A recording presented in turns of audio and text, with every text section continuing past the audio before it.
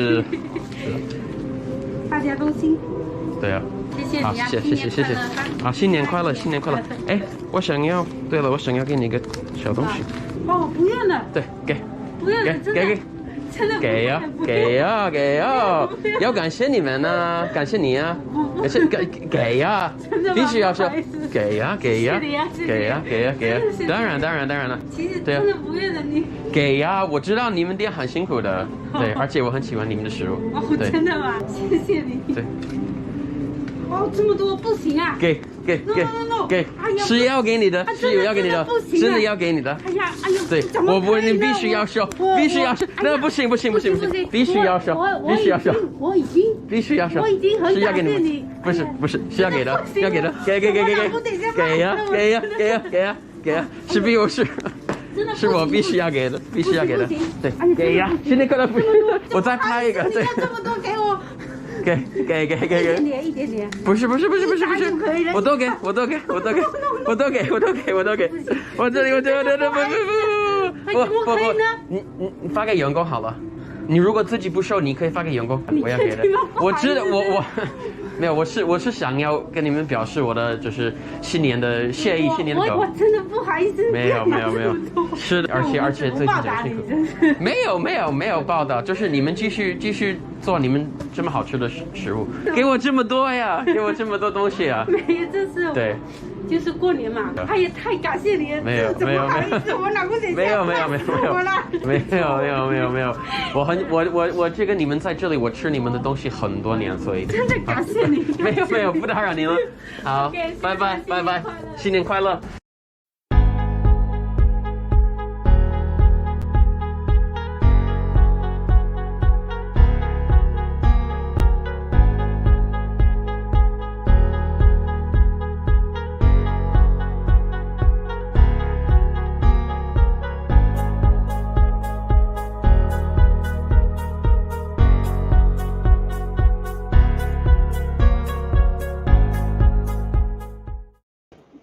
Welcome to Brothers and Booze. How you doing, Doc? I'm doing great. That was a lovely little video to start us off with. You liked it? I did, and it's funny just seeing like them trying not to accept however much they were giving them. So, and I don't know. I wanted to kind of talk about that in general. Are you a hard person to give gifts for? Meaning, if I came to your house and like you guys didn't know it, and I won the lottery, and I show up at your house, and I give you and Joe a check for $25,000. Like, how would I would be like, no. Right. No. I appreciate it. We're doing good. Let's. Right. I would be doing let's give it to some people that could really use it. That's where right. I would be like, here, I'm leaving your house, the check there. You can not sign it, or you can do what you want. I don't care, but I'm leaving that check here. And then I would be like, I am totally with you. I don't know how I would. It would just be too much. And I don't know. Did you see that there was so many bills in there? I don't know how much money was. But the lady, when she really saw it, she was like, oh, no, I can't do this. She even said my husband would kill me. Yeah, my family would kill me if I took that money. I thought it would be good to start off on a good note because I've had a crazy week. So well, you starting off. But I do have I'm gonna take it easy this week, but it's funny. I said I'm gonna take it easy. I got a bomber of barrel aged hazelnut Imperial Stout. This is from Untitled. This is from Untitled Art. Yeah. Everybody in the world knows Untitled Art at this point. Mm-hmm. It's crazy, but this beer is, I can't see a date on it, but it is at least a year old. I remember there was a huge push for this beer when it came out. People absolutely love this beer. So I'm not a hazelnut guy too much though. Yeah. Doug, I'm not sure, especially if it's too powerful. So I was cool with selling it, if you know what I mean. So like I'm kind of getting low on the beer. My beer fridge is kind of getting low. So it's time to go into that cellar, man. Yeah. I'm doing the same this week. So what do you think of it? Well, when you open it up, you smell booze. When you drink it, it is just hazelnut, really nutty, not too much head on it, of course. That goes with the cellaring, right? Yeah, and the barrel aging too. Right. All hazelnut, it's not even remotely harsh at the end. I don't get any liquor from it at all. I just get straight hazelnut. It's fantastic. See, that's good. I was a little worried with the hazelnut because you said that really wasn't your jam, and that could go a couple of different ways. But yeah, right. But I bet you it's a little bit muted from what it was. I would expect that. And then the booze is definitely, if there was booze there before, it ain't there now. And we're talking 11%, so we're good for the. Yeah, starting at light. we're good. Right. I'm starting way later than you, though. I'm starting with the New Zealand IPA, which I've never had. Time of the Chimpanzee. Look at that artwork. So I'm suspecting that it's not from New Zealand, but we're using New Zealand hops. Yes, that would be my presumption as well. This is a company that is brewed by Burlington Beer Company out of Vermont. So, yeah, not from New Zealand. Well, I will be suspect on an IPA from New Zealand. When was that brewed? So 8,000 years ago. But it would definitely be COVID-free if it was from New Zealand. If it's from New Zealand, yep. Or actually, I don't know if you know, they had ooh, I like that. Lovely, does it not? Really citrusy in the nose. The color. Yeah.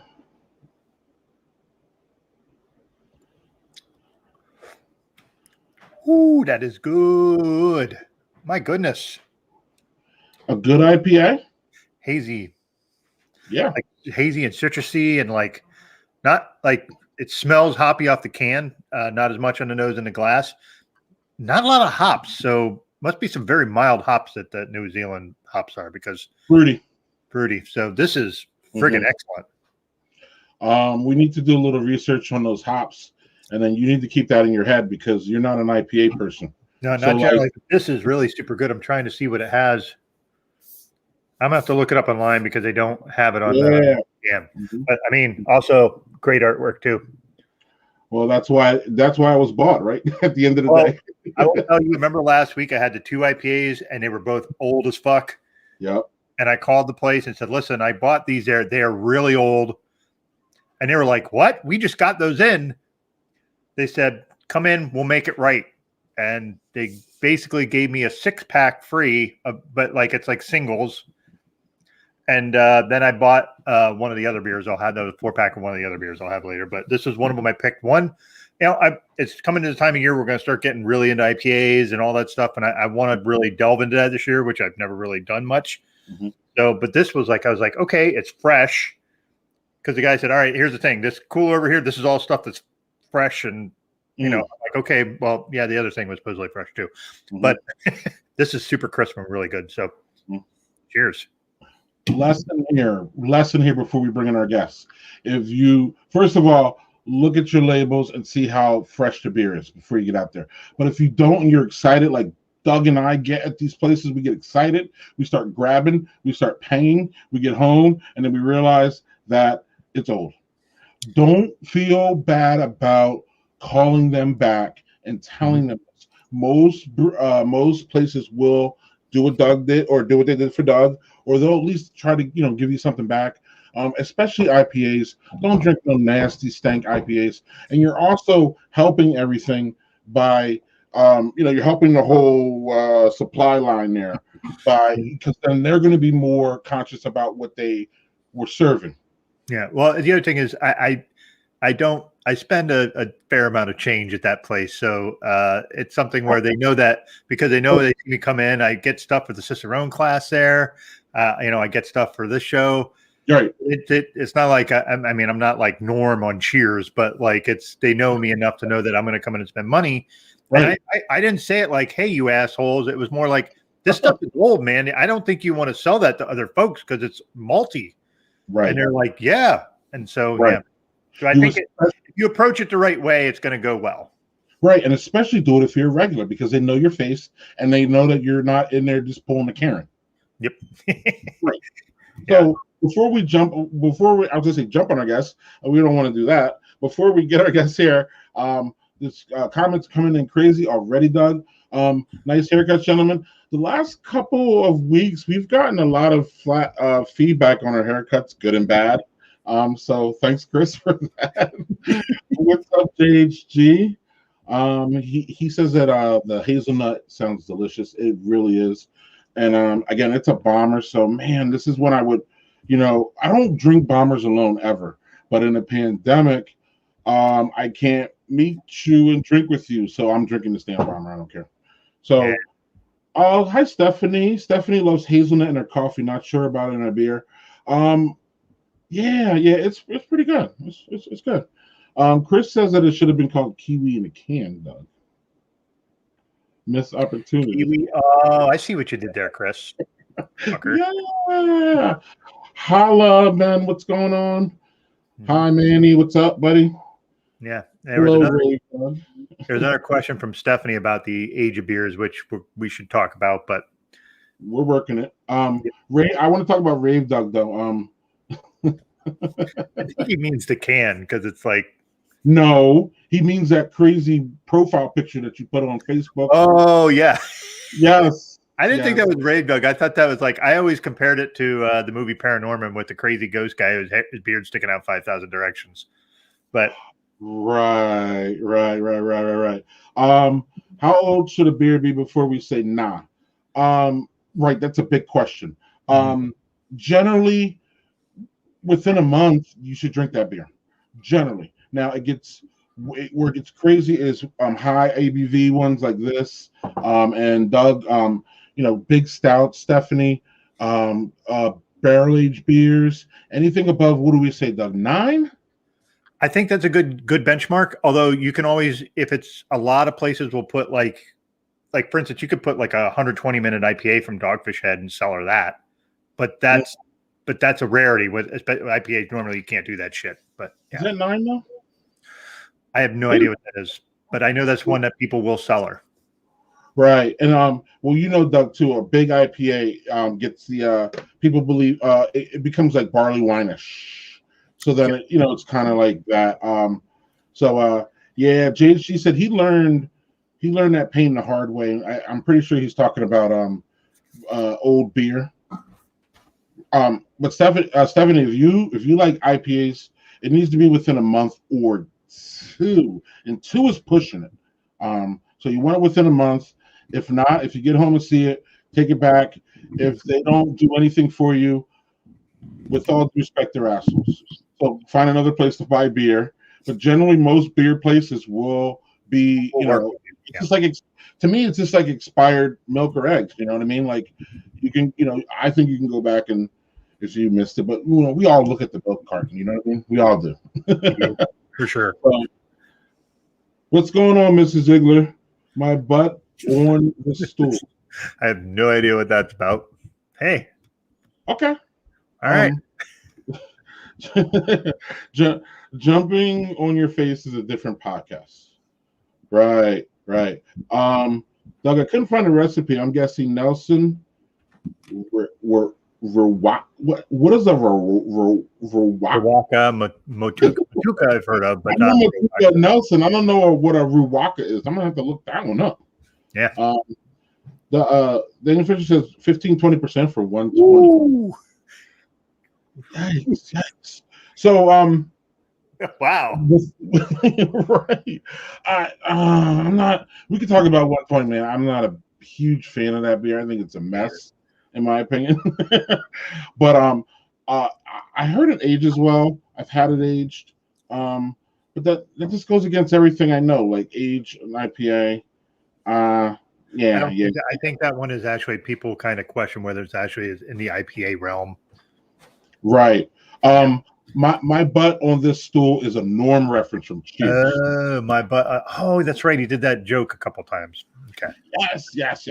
So without further ado, we're going to bring in our guest, and he's someone who's very familiar with both of us. We're familiar with him.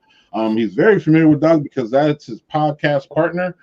I've been wanting to get these two together on a podcast since this started. It was as Doug. I've been bugging him from jump. Like Doug has been bugging me about Man, Paige Dador. Yeah, and then we Since finally he got Paige. started, like literally, Paige Dador was like, Doug's like, we got to get Paige. She's great.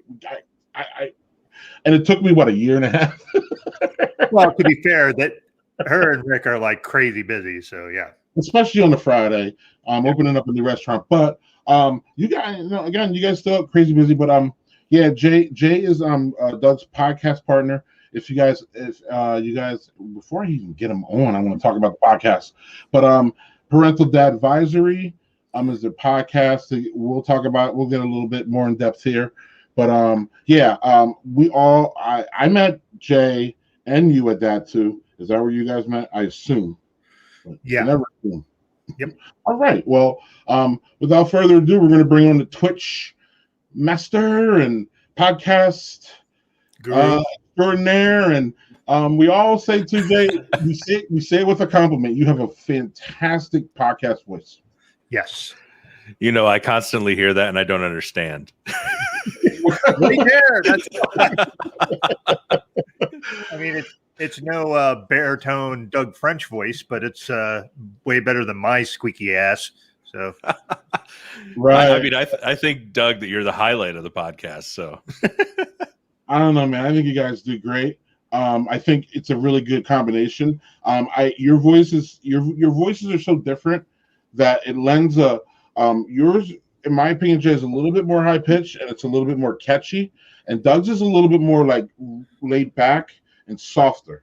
And that mix to me is fantastic. I binged pretty much your whole collection on that Montana trip that I took. Yeah. Oh man, I loved it. So cheers. Thanks for joining us, Jay. Yeah, thanks, Jay. What you got going in your glass there? Yeah. I don't have a glass. I have a bottle. You can yell at me for that. But I brought an old friend that many of your viewers either love or hate. Oh. Yes. Oh.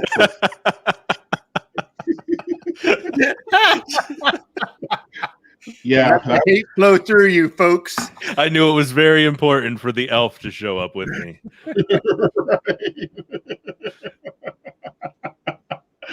Oh man. So where do we start? First of all, this isn't your first appearance on the stream. Is this your first appearance on the stream with me and Doug? Yeah. The other time it was just me. Right. And was that on my Montana trip? Doug, Yeah. do you remember? Yeah, it was. And actually Jay subbed in for me, and I forget who you guys had on as a guest. I thought it was Doug. Was it your in-law? Was it your brother-in-law? I cannot recall. Was it? Yeah, I can't recall anyway. So anyway, Jay. That was in the before times. Right. Oh, Jay, we have some people here that know you. Hey, Benjamin. Yeah, I feel like I was also on another episode as well. Something maybe where we talked politics, but I could be lying. Oh, you were. We were doing a politics show. Yeah, that was. Yeah. We had like a collaborative. Yeah. Right. We ain't trying to bring that shit up now.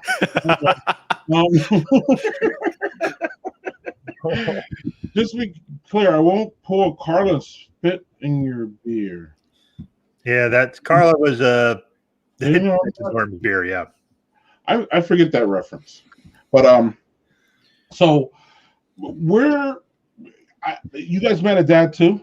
Did you guys know each other before Dad 2? Because sometimes we're in the dad bloggers group, and it's a private group, only dad bloggers, and there's a lot of networking going on in there. So sometimes you could quote meet a person before you actually show up to Dad 2. How did you guys actually meet? I mean, no, I was just gonna say I wouldn't say I didn't know him. Like we weren't actively probably talking to each other on Messenger, but I'd seen some of his writing and stuff in the share threads. But yeah, I don't think like actually engaging each other in conversation happened until Dad 2. Yeah, and then you kind of like what Greg did was like just kind of out of the blue. I get this message from Jay. He's like, "Hey man, I have this idea for a podcast," and I was like, "Okay." That was all ears. And then he's after Dad 2. Yeah. Okay, so you guys met Dad 2, and then Jay sent you Doug. Yes, I propositioned Doug. Yeah. So did I. What is up with Doug? Hey, man, I am an attractive, lovely fellow who's completely full of shit. That was another Cheers reference. Shit. It's been how long since that show's been on? First of all, do you guys do Cheers? Did you do Cheers when it was on? I watched it. I was not a huge fan of that show, but that was. Oh, I've seen a lot of it. Yeah. So I'm pretty sad that I'm missing all these references. Apparently. Yes. No, so I actually I don't know exactly where you guys met, but I know that I met Doug in the Facebook group booth. Yes. And I don't know, do you remember that suite there? Or it wasn't a booth, it was a suite, Dre. And it was the guy from Facebook. And they had they just had this big, they had all this Facebook garbage. I mean by like swag, and then they had to set it up where they were. I think that's when they were were they debuting like their live feature or something. And I don't know, Doug was in line for the beer, whatever they had there, because again, all these places have beer in there, and that's how they attract you in there. And then each suite has at least a couple years ago, each suite had different beers. So then you were like, oh, I'm gonna go in there. So I'm like, hey, Doug, and I just saw, and that was pretty sure that was the year that Doug read in front of all of that too. So I was like, damn, this guy is cool. So we talked, and then it was about a month or so after that I was like, I had this idea about starting to stream, and I don't know, Doug was the one that popped up because mainly because of Scotch, Doug, and I figured I figured we had a good rapport because we just started talking, and we were just talking for like a long ass time, and it was just like I just walked up to you and we were just like we talked like we were just friends forever. And then I'm like, I knew that I don't know, and I want to talk to you guys about your starting your podcast. I knew that I couldn't hold an audience by myself for an hour or whatever. Like I just didn't either A, have confidence, and B, I just don't think I'm that guy that can just hold audience's attention. So I needed somebody to jump off on me, and I knew that Doug knew about Scotch, but I knew that Doug didn't know a lot about beer, and I didn't want anybody who knew as much about beer as me. I wanted someone so we could all learn together, and it could be something where I know a little bit more, but it's not like this two beer heads going back and forth.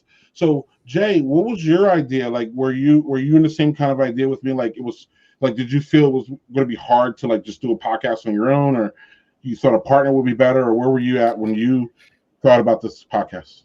So I hadn't tried anything like the podcast before. So I knew going into it that I wanted to have somebody co-host it with me.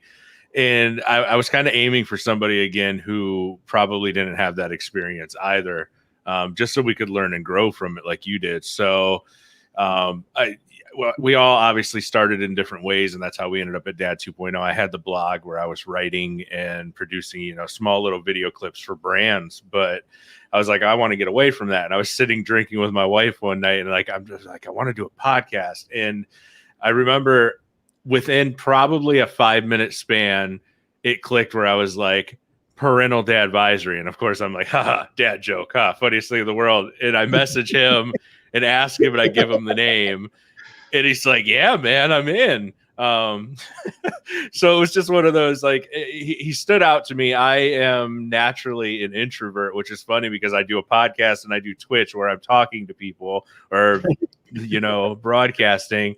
And I wanted to bring him in because he's one of the people who stood out to me. Like, I didn't have to force it. Like, we had a natural conversation at Dad 2.0. Like, he's not one of those people who's like overly touchy. Like, I don't hug as much as some of the other guys did. So like when other people were hugging me, Doug respected my boundaries. But yeah, that's what it led to it. I was like, I've got this idea. Let's make it, not the standard Dr. Phil group session. Fatherhood is so great. I was like, it's going to be a niche in fatherhood, but it's also going to be not safe for work. We're going to be explicit if we need to be, and we're going to talk about topics that maybe aren't your normal parenting topics. Yeah, well, apparently the theme is that Doug's really easy, and But you respect boundaries. Yeah. So, Doug, what is it? Do you remember the time frame from when this stream started and the podcast? The podcast was first. I remember that. But they were very close together as far as time frame. Jay and I took a bit more time trying to iron out what we wanted to do. I mean, it wasn't like we were dragging it out much or anything like that. It was more like the podcast is more structured. Like, with you and I were like, let's just do a fucking live show, and just we had no structure, right? Which was a little frightening to look back and look at those first few episodes now. But like, we should. Hey, I'll be honest. We should not. not if you want, unless you want your ego crushed. So yeah, okay. No, I mean, like, it's funny. You see all that spaghetti, pineapple, spaghetti. Safe word is Mad Elf. Oh. So the podcast started before the stream, but the stream started before the podcast is what you're saying. I think that's about right. I'll be 50 this year. My freaking brain is Swiss cheese half the time. So like remembering time frames and things isn't great for me, but they were very close together. I remember that. Jay, your wife has a t-shirt business. So, oh no, that's not a good thing. Right. Yeah. You call this structure now? No. So then you approach Doug. So then how do you guys how does the creative side look real quick on you guys? And then we'll get to second beers, Doug, if you have one. I'm still sipping my here. I think I'm gonna be sipping this for a while. But how does the creative side look? Because for us, the creative side is there isn't any. We just jump on the stream and we just book out. We just, we started off just us, and then we realized having people on was more funner than just us talking about beer. And it was. And so then, we don't really have a creative side. We have guests, and then during the week we try to figure out what the guest wants to talk about. We always talk about what the guest does. So that's kind of our creative side. How do you guys do this on like a Facebook thing, or who's the producer here? Or how does that work? We have good ideas. Like when people go look for your podcast, you'll see there's some definitely really good ideas as far as how you guys use the dad angle in a different way, like you said, Jay. Yeah, I think that as I hate to say years because we really don't have as many episodes as we should, but as the years have gone on, we still have the structure that Doug mentioned, but maybe not as much as we'd prefer. Especially after the pandemic hit, like they're between work changing and kids being home. I know we had like a large gap, but I would say a normal process. We communicate via Facebook Messenger, and it really depends week to week. Some weeks we know far ahead of time if we want a guest on with us, what we want to talk about. And I'm sure, sometimes that can fall through. We'll do our best to reach out to somebody and life happens. Sometimes it's the day prior and I'm like, what time can you meet? And do you have a topic in mind? and some things just happen naturally, so I think one of our recent ones that I am actually still editing that isn't out yet, the whole idea of the topic we chose was spurned by Rush Limbaugh's death. So that'll be coming soon. But there's other ones that just come naturally, whether we're talking about, personal stuff or our families or if we're going political or current events. But yeah, I think that's really the only, we're not doing storyboards. We're not writing it out. We really say, here's this topic. I know Doug and I occasionally like to, prior to the show, we don't share notes, but we'll maybe make notes about specific things we want to discuss. But sometimes we also, we just throw the dart and see what sticks. And to be fair, we'll do all right, there's definitely, I want to talk about this.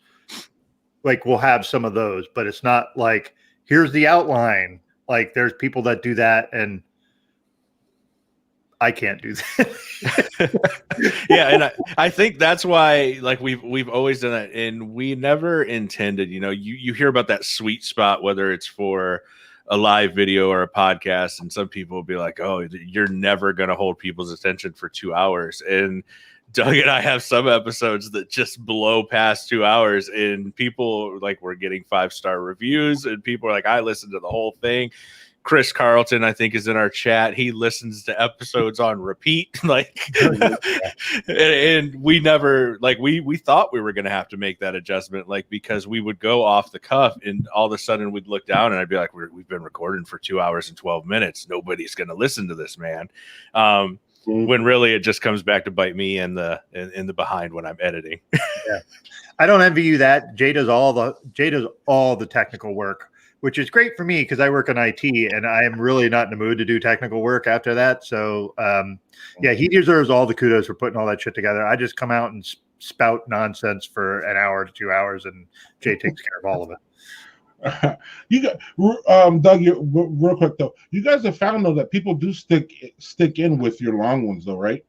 Yeah.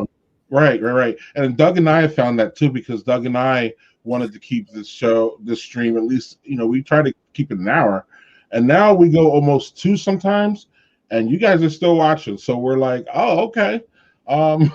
We'll go. But there's that kind of mindset that, like, sometimes you think people won't stick in, but if your stuff is engaging and fun, and the time goes by fast for us too, listening, as fast as it does for you guys producing it. Yeah. On that note, it is something that's interesting. Just seeing, like, it used to be that I think the rules were like, if you have a podcast or a show, you can't go over a half hour or an hour. You got to keep it to this time frame. But I think if you have good content, good guests, everything's, and people are entertained, and it goes 2 hours. It goes 2 hours. I think it helps that we're in a pandemic, but yeah. Well, right, and podcasts need to be long form. So many mistakes are making them short. Long podcast episodes are good for my walks. So that's 2. And then Manny says the opposite, which is I agree, but unfortunately, people's attention span is crap. True, but if it's engaging, I'm in. I'll even come back. You guys did that abortion episode. I listened to that twice, and I came back. Like, I stopped it and then I came back. I forget. I was on the road and I got to where I was getting to, and I had to stop it. And then I literally, like, I think I was, I got to where I got, and I was at a hotel, and I literally got to the hotel, put it back on when I was unpacking my stuff, and doing it because I wanted to hear the end of it. So, yeah, there's something to it. And that was one of our I think, more interesting episodes. Would you say, Jay? Yeah. There are some that definitely go a little deeper than others, and we have an interesting conversation about, like I said, some are more laid back, and that's to be expected. But yeah, I've gotten good feedback on that one. And, like, even something I was inspired by this show to do is we did the political roundtable over on ours as well, where I was like, well, hell, these companies are letting us host people for free. I was like, let's bring in like 6 people. And it was a lot to manage, but it was fun, because there were so many, differing views and opinions on there. So not something I'd want to have to edit every week, having 6 different people on there. But yeah, it definitely provided a lot of extra content. I'm going to open my second if you guys are okay with that, because that IPA was good, but that's already gone. Yeah, that's really good. If you get, I'm going to pull something that Greg was with me when I got Guinness Chocolate Stout from their Open Gate Brewery. Really? Aged for a year. Okay. Greg, look at the back. Guinness Brewery Beer Chocolate. Damn. You're old, man. Okay. That was the last Weird Dad too. Yep. A year ago. So yeah, a show that feels like a conversation, just hanging out, normal convos, is worth sitting through. Yeah. Sorry for the shitty glass, folks. It's a little dirty. I thought it was clean, but apparently no. You're the one drinking it. The chocolate's a little more muted than it was when it was fresh. Oh yeah, because you had this. Did you have? You just bought one home, and we had it at the brewery, right? We had it at the brewery. That was one of the ones that I picked. Right. So what's interesting about this is not very flavorful anymore. Oh, chocolate went off of it, and like it's not even like a good stout. Like it's good, don't get me wrong, but it's right. I think the aging didn't do well for this particular beer, and that happens sometimes even with stouts. Well, there you go, Stephanie. If you're still watching, there you go. What is the ABV on that, Doug? Probably low, and it's definitely no barrel aging. 6. Yeah. It's a Guinness stout. It's just got chocolate. That's yep. What's the ABV on that? Right. Low ABV one that sometimes I'm not sure if it's the alcohol, like if you have a higher ABV and that actually preserves it better. I don't know. Seems to make sense. It does. Lauren says conversational flow can be longer. Short form will need way more structure. Mm-hmm. I agree. And part of the reason, Jay, part of the reason why I love the live stream was because, and I didn't want to do record and push out, is because people are accepting more of less anything really in a live stream. Like they're not, you know what I mean? Like with your podcast, especially after the first time I heard it, I'm expecting the open. I'm expecting, you know what I'm saying, the close. I'm expecting it to be, more refined than anybody really expects out of us. So yeah, they're not coming to us for structure. So that's why. And I didn't have the editing chops that you had, Jay. So I was more like, I'm not going to try to get into editing at all. And well, we're here, a couple years later, and we're still doing the funny we do now. So yeah, that's one of those things I understand as well, because one of the ideas that I've thrown out there we launched, or at least the idea came about, I think in like 2018, and it's 2021.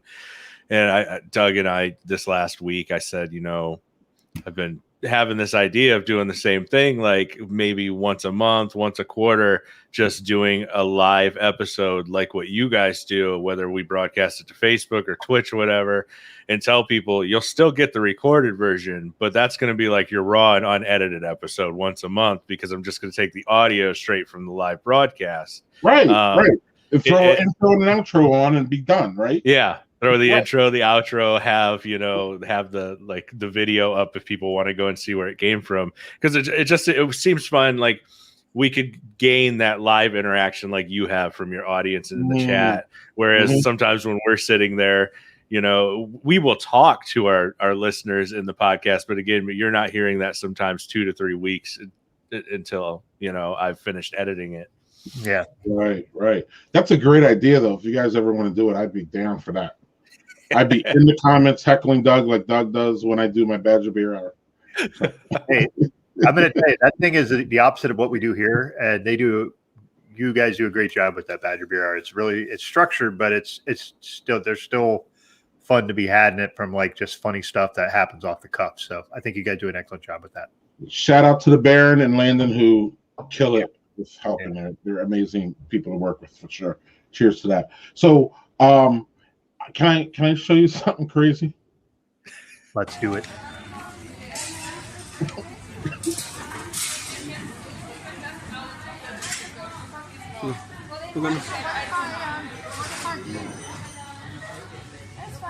Oh no.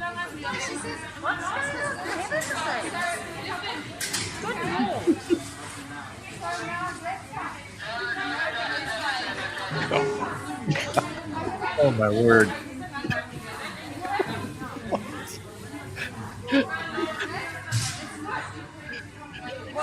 Well, personally, I find it acceptable. It is a moss. Yes, I and quite frankly, I think the bacteria on your neck is less than on the moss. Yeah. The bacteria on the moss is less than her knickers. So, hey, well done.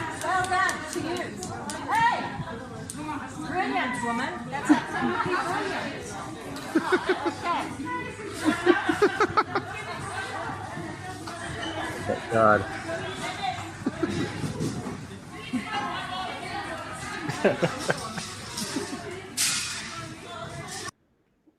All right. Well props, done. Yeah, props for ingenuity, I suppose. Blah. All right, let me ask you a question. Let's pretend it's a guy doing that. If some guy put his drawers on his face, guys, Mary says he does it all the time. Wow. None of it's cool, dog. What are you talking about? This isn't a gender. I was trying to be the opposite. That was I think that was Australia too. So yeah, we're not the only ones who are struggling with these mask mandates. And what I mean by struggling, I mean some people don't want to do it. And this was there's so many different things during the pandemic that have happened that you're just like, what? And that's just one of them is the rebellion against masks, and then the shit that we see on videos like this where people are just, I don't even know what to say. Besides, ew, oh my God, Karen, don't do it.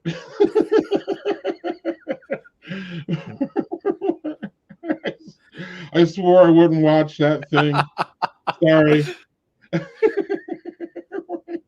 Sometimes I want to use my underwear as a bag instead of paying 10 cents.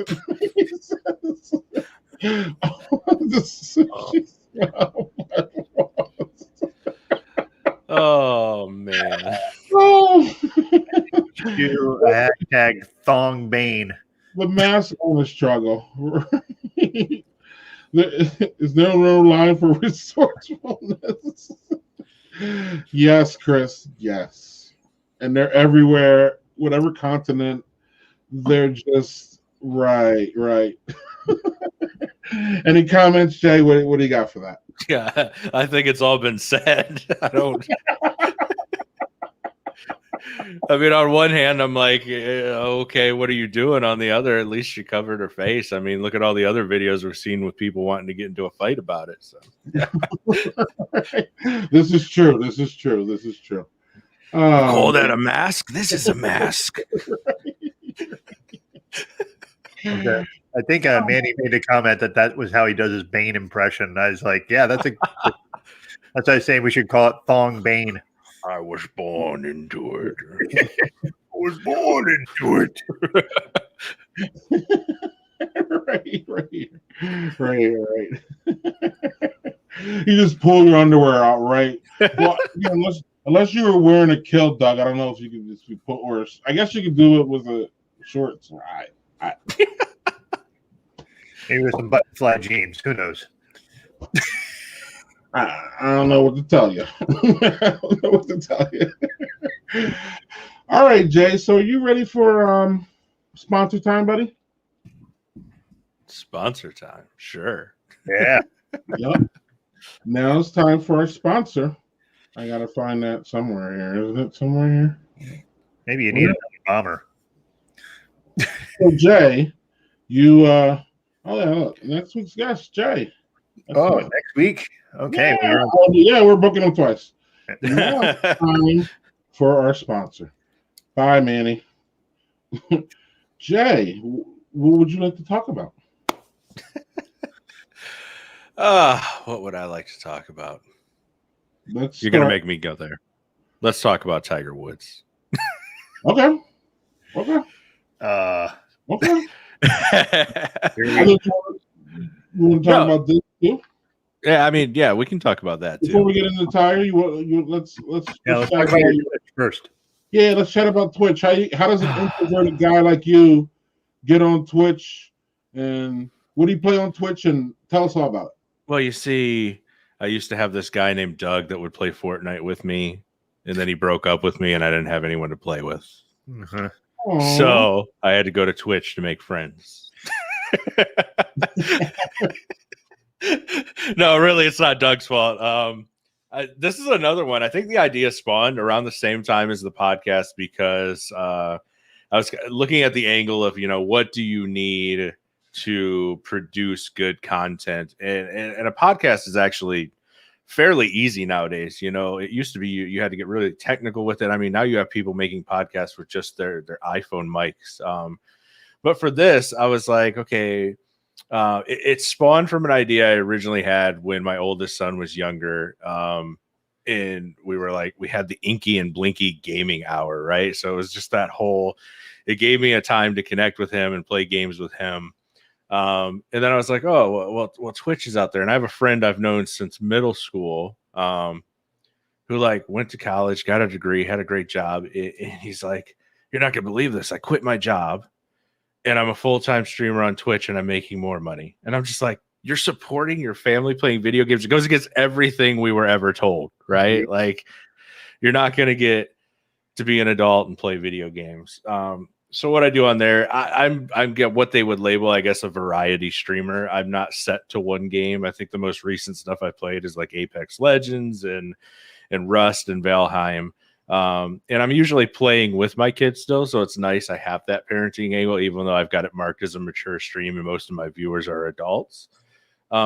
Yeah, but I think that again, it's just one of those outlets. I really don't like people in real life because of me being an introvert. So this gave me that opportunity to go out there and feel a connection with people who enjoy the same things I do. And then especially during the pandemic, right? Because I'm like you, Greg, I don't even like going to the grocery store right now.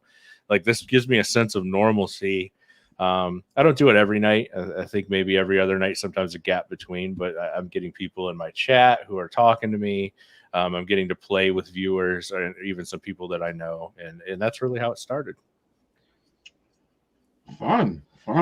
So there it is, people. Twitch TV/HerAgeJ. So check him out there. So you said you wanted to talk about Tiger Woods. Let's go. I do. You know, I originally didn't, but Doug and I have this thing lately of talking about like redemption stories and stuff. So like it stood out to me, right? You had Tiger in his prime, and then he went through the stuff with cheating on his wife, and then he comes back and he becomes a champion again. And as we know, within the last week, he had a horrible car accident. So I know we were kind of chatting about it outside of of this stream. And like, I'm one of those people like, where do you fall? And I know you probably have already shared that with me. Like, do you want the redemption story? Against all odds, he becomes the Bionic Man and wins another, title, or are you just like, okay, go away, Tiger, go sit down? Me? Yeah, both of you. Oh, Doug? I was gonna say you first, Greg. So also too, in the redemption thing is like actually bigger than. The whole wife cheating thing started. Yeah, it started the whole. That's where, in my opinion, it started. Like where he started to get the big injuries, and that was really like when he came back and won the Masters. That's really was what he was overcoming, was all these injuries, and then before this accident, he was still coming. Actually, they had a video of him talking about his back and all that. So at this point, it's just not happening. So I love Tiger Woods. He brought me to golf. One of my best friends ever, who recently deceased within the past year, he was a golfer. Me and him just loved arguing, watching, being around the TV. He lived in Pennsylvania. I live here. We would always text when anything Tiger did anything on us, anything, we would be texting back and forth. And I truly miss that. And I don't have that anymore with him. But like, I was connected into Tiger until the cheating thing. And then I was like, dude, come on. Like, this was really disappointing to me because, like, especially a person of his stature, you don't need to be married. Or I'm sorry, if you're going to, spread it around, you don't need to be married. Being married is for one person. It's for a family. It's for your kids. That thing should be special. So he really took I even took down my Tiger Woods posters and all that during that, just because I was just upset. But then he eventually, brought it back. And I just think at this point, I'm just glad that his son and nobody else was with him. And he's still not out of the hospital, right? So then it's done. Sorry, folks. I'm not trying to be harsh, But like, let's not get our expectations up. He's 45 years old. He was having back problems before that.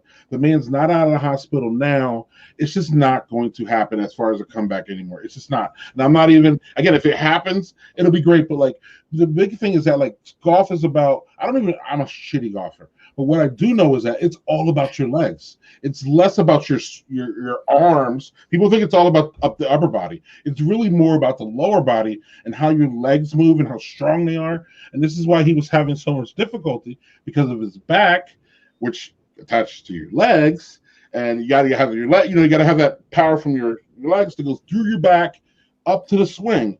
And it's just not gonna happen. So I'm more looking for, hopefully Charlie can come up and beat Charlie Woods.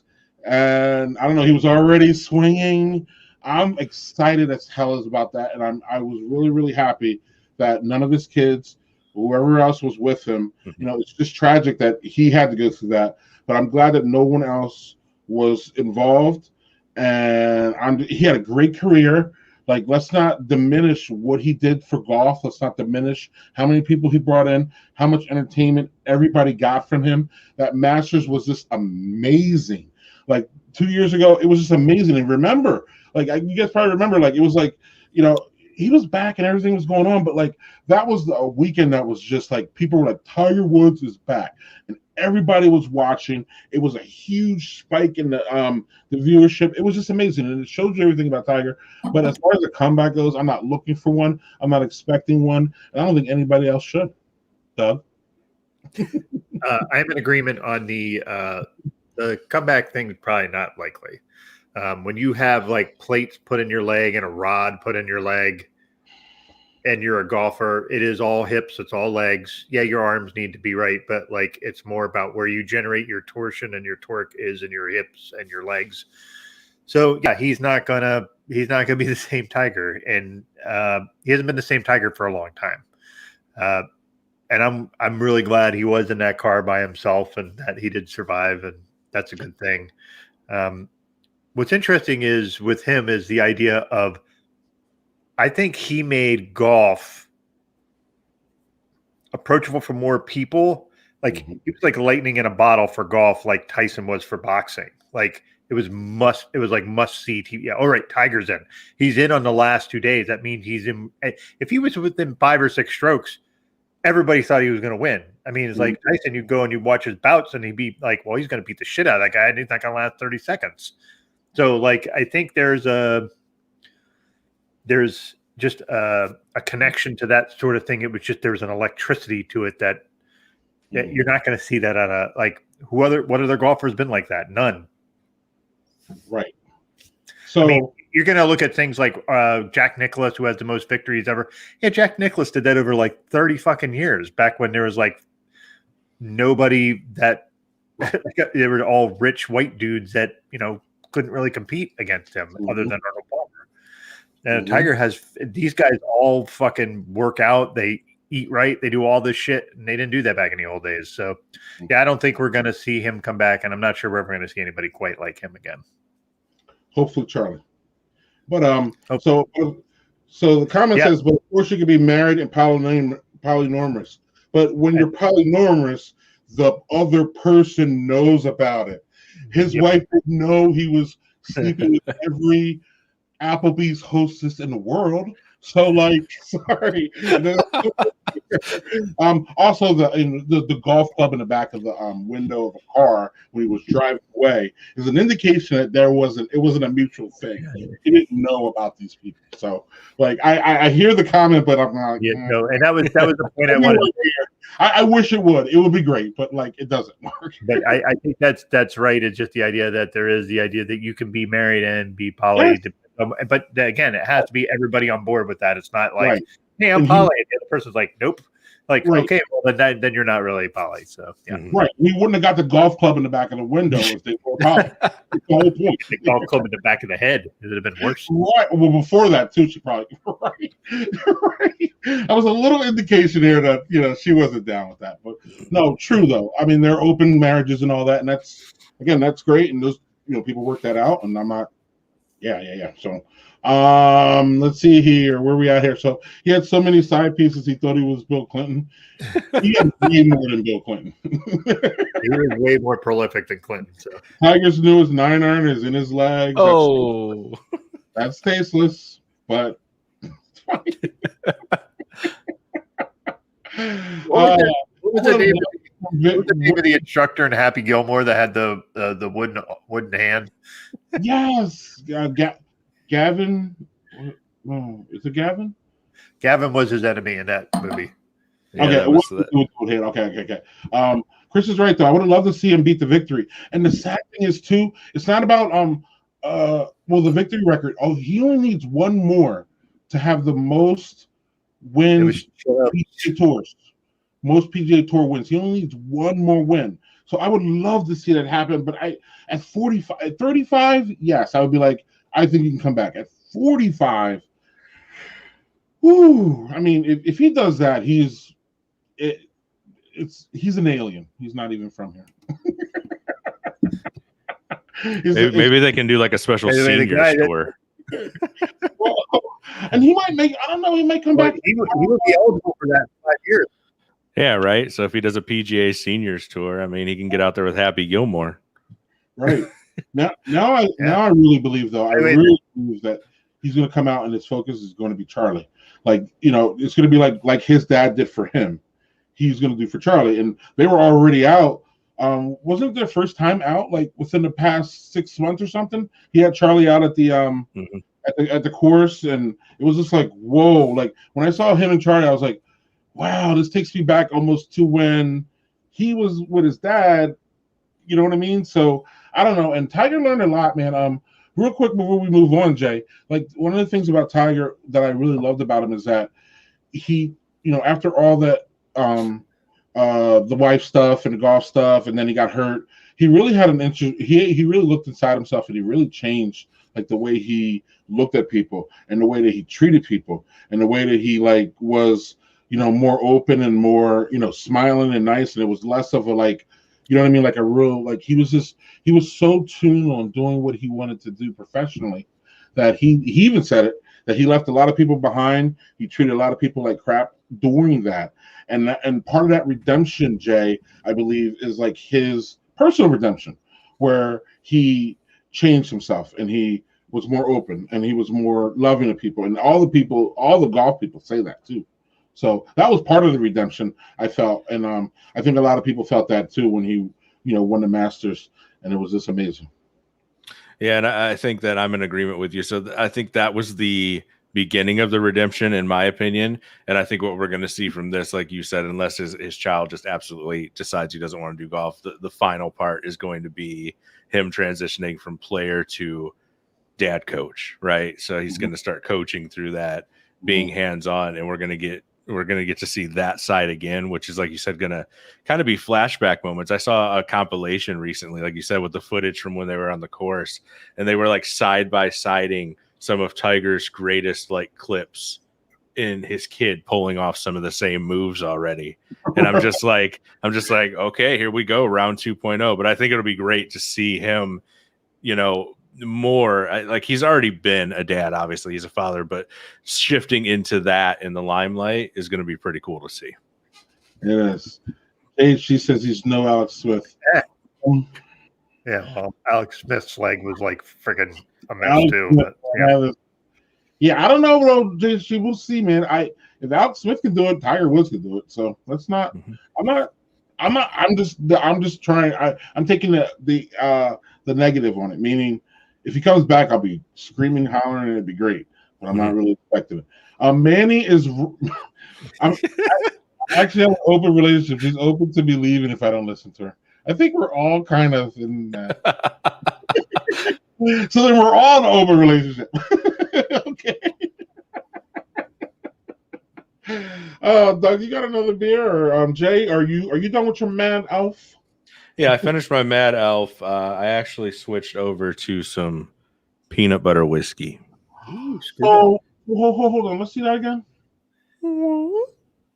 Screwball. So yeah, I've heard about this. Yes. Well, Tell us about it, please. You know, my brother introduced me to it. I want to say around Christmas, and I was one of those people that I was like, "What do you mean peanut butter whiskey?" At first I kind of like turned up my nose, and I was like, "I don't get it. I don't know if I even want to try it." And he's like, "Trust me, just sip this.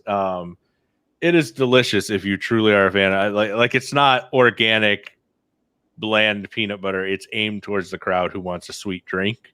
But yeah, it's got where are they at? It's 70 proof, 35%, but like it's a nice slow sip, right? So if you like notes of peanut butter, it's pretty delicious.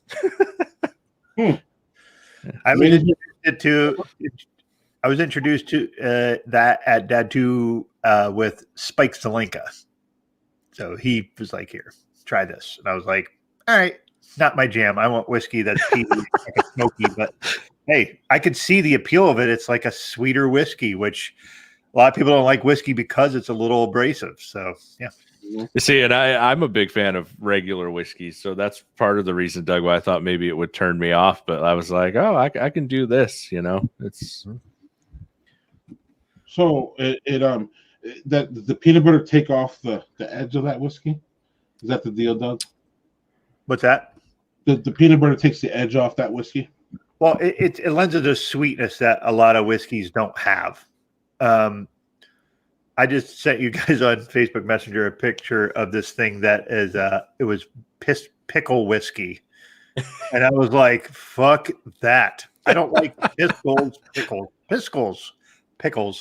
And it was like a pickle whiskey. I was like, I guess it's like there's some shot that some bars do. It's like a pickle shot with whiskey like mixed. And I'm like, who? Why? No. Yeah, that wicked awful pickle. Wicked pickle. One stiff pickle. Have you mixed it with for marketing? But the only thing I've mixed it with, I recently had to go winter camping, and it was like -13 degrees or whatever the heck it was out there, and we mixed it with hot cocoa. That was pretty good. But I haven't. Other people have made suggestions like, "Oh, have you tried it with this?" And it reminds me of the craze that Fireball went through, where everybody came up with weird mixes like cinnamon toast crunch and stuff. But no, the only thing I've mixed it with so far is hot cocoa. Anything. What'd you say, Doug? I didn't hear you. That would be a Manny thing, a cinnamon toast crunch Fireball thing. Yes. Yeah, I looked at that and saw no. I will never buy that. Oh, yeah, here. So that whiskey with a Cocoa Puffs back. I don't know that one, but yeah, it's possible. I mean, I saw that, and I saw all manner of weird whiskeys with shit in it, and yeah, and Jason's a big bourbon guy, so that makes sense. Bourbon tastes like ass, so why not add more ass to the bourbon?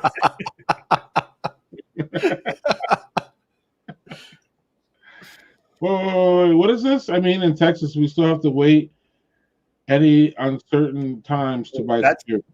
Yeah, they were talking about my Kroger security sticker. I guess they can't do that in Texas. So, yeah. Yeah, it's apparently Daniel said that's called a pickleback. Is the name of the shot that they do. Pickleback.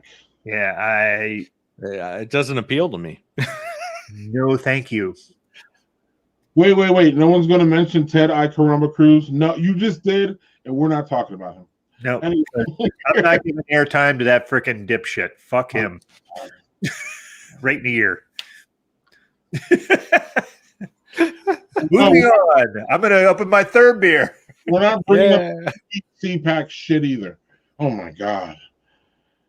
Today was a good day to avoid politics. It really was. Mm-hmm. I did. Check this out. Ooh.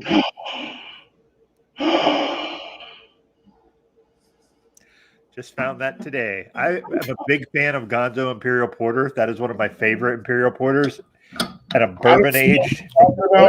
Delish. Yeah. I don't know what you're talking about, but it looks delish. We need to be putting more porters in new barrel age. Yes. More porters for barrel age less fruit porters. Fruit porters.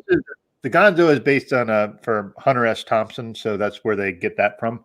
But having like the Willet bourbon barrel aged, yes, I thought I was like, oh baby, I am buying a 4-pack of that.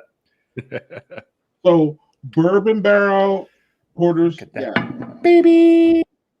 See, and look at that beautiful porter color. Too. I agree. Brown, reddish. Look at that. I poured that almost perfectly. Yes, Daniel. Damn, will it? Yes. Well, if you remember a couple weeks ago, I had the willetized stout from Lagunitas, and that was friggin' excellent. Yes, but damn, will it? Yes. Imperial Porter. What's an Imperial Porter? Doug? A stout. Yeah, basically. Just a little roastier. Right. And probably it's not going to be, it shouldn't be black. Like when I see a black porter, I call that a stout because porters can be black, but I don't want my porters black. I want my stouts black. Like this is dark, but it's not black. It's a very dark brown. Right. You can't really see it like shitty webcam, but yeah. No, I think Jay, I don't know. Jay, can you see it? I can see that it's not black. Yeah, I can see the tone in there. Yeah, so absolutely. I mean, it's damn close though, Doug. I mean, So that is 11.3% ABV, and that is smooth. Yeah, man. So it's a big porter. Usually porters that big are Baltic porters. Yeah. But that barrel age, they put a regular porter in a barrel. So then that's bumps up that ABV. And so is it alcoholic? Is it burny at the end? Is it what we got? It's a smooth roasty porter taste to it with some bourbon notes on the nose on the initial taste. And it lingers a little bit. It's not like, sometimes you get the bourbon barrel aged stuff and that's just like a bourbon bomb and it's like you can't really get any flavors out of it. But that's clearly very good. JG says CPAC was a fucking conspiracy theory. If there ever was a moment where there's a nuke available. So hold on, was it Rudy there? Maybe he could have crop dusted everybody like he did when he was turning around trying to expected everybody to turn the elections and shit. He was like farting. He was literally farting the fucking coronavirus. Literally. He was infected with the coronavirus and he was farting it out. So hopefully Rudy was there and he was crop dusting everybody. Anyway, places we got the show. All the places people go. All the places we go. So I got one more clip for us. So it's gonna be loud at first, just so you know. Hold your ears. Come on, you want to try me like that, bitch?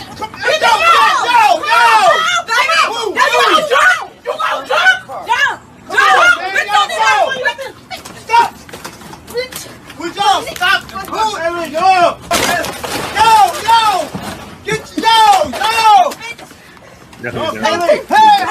Hey, yo! How do I finish my transaction? Yo! Hey, come on!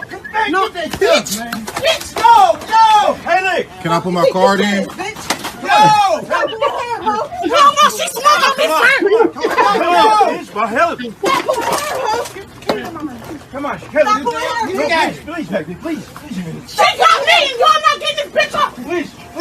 Bitch, you want full hair? Taylor, please, baby. You want full hair, bitch? Hey, am I good to get gas at the pump? You want full hair?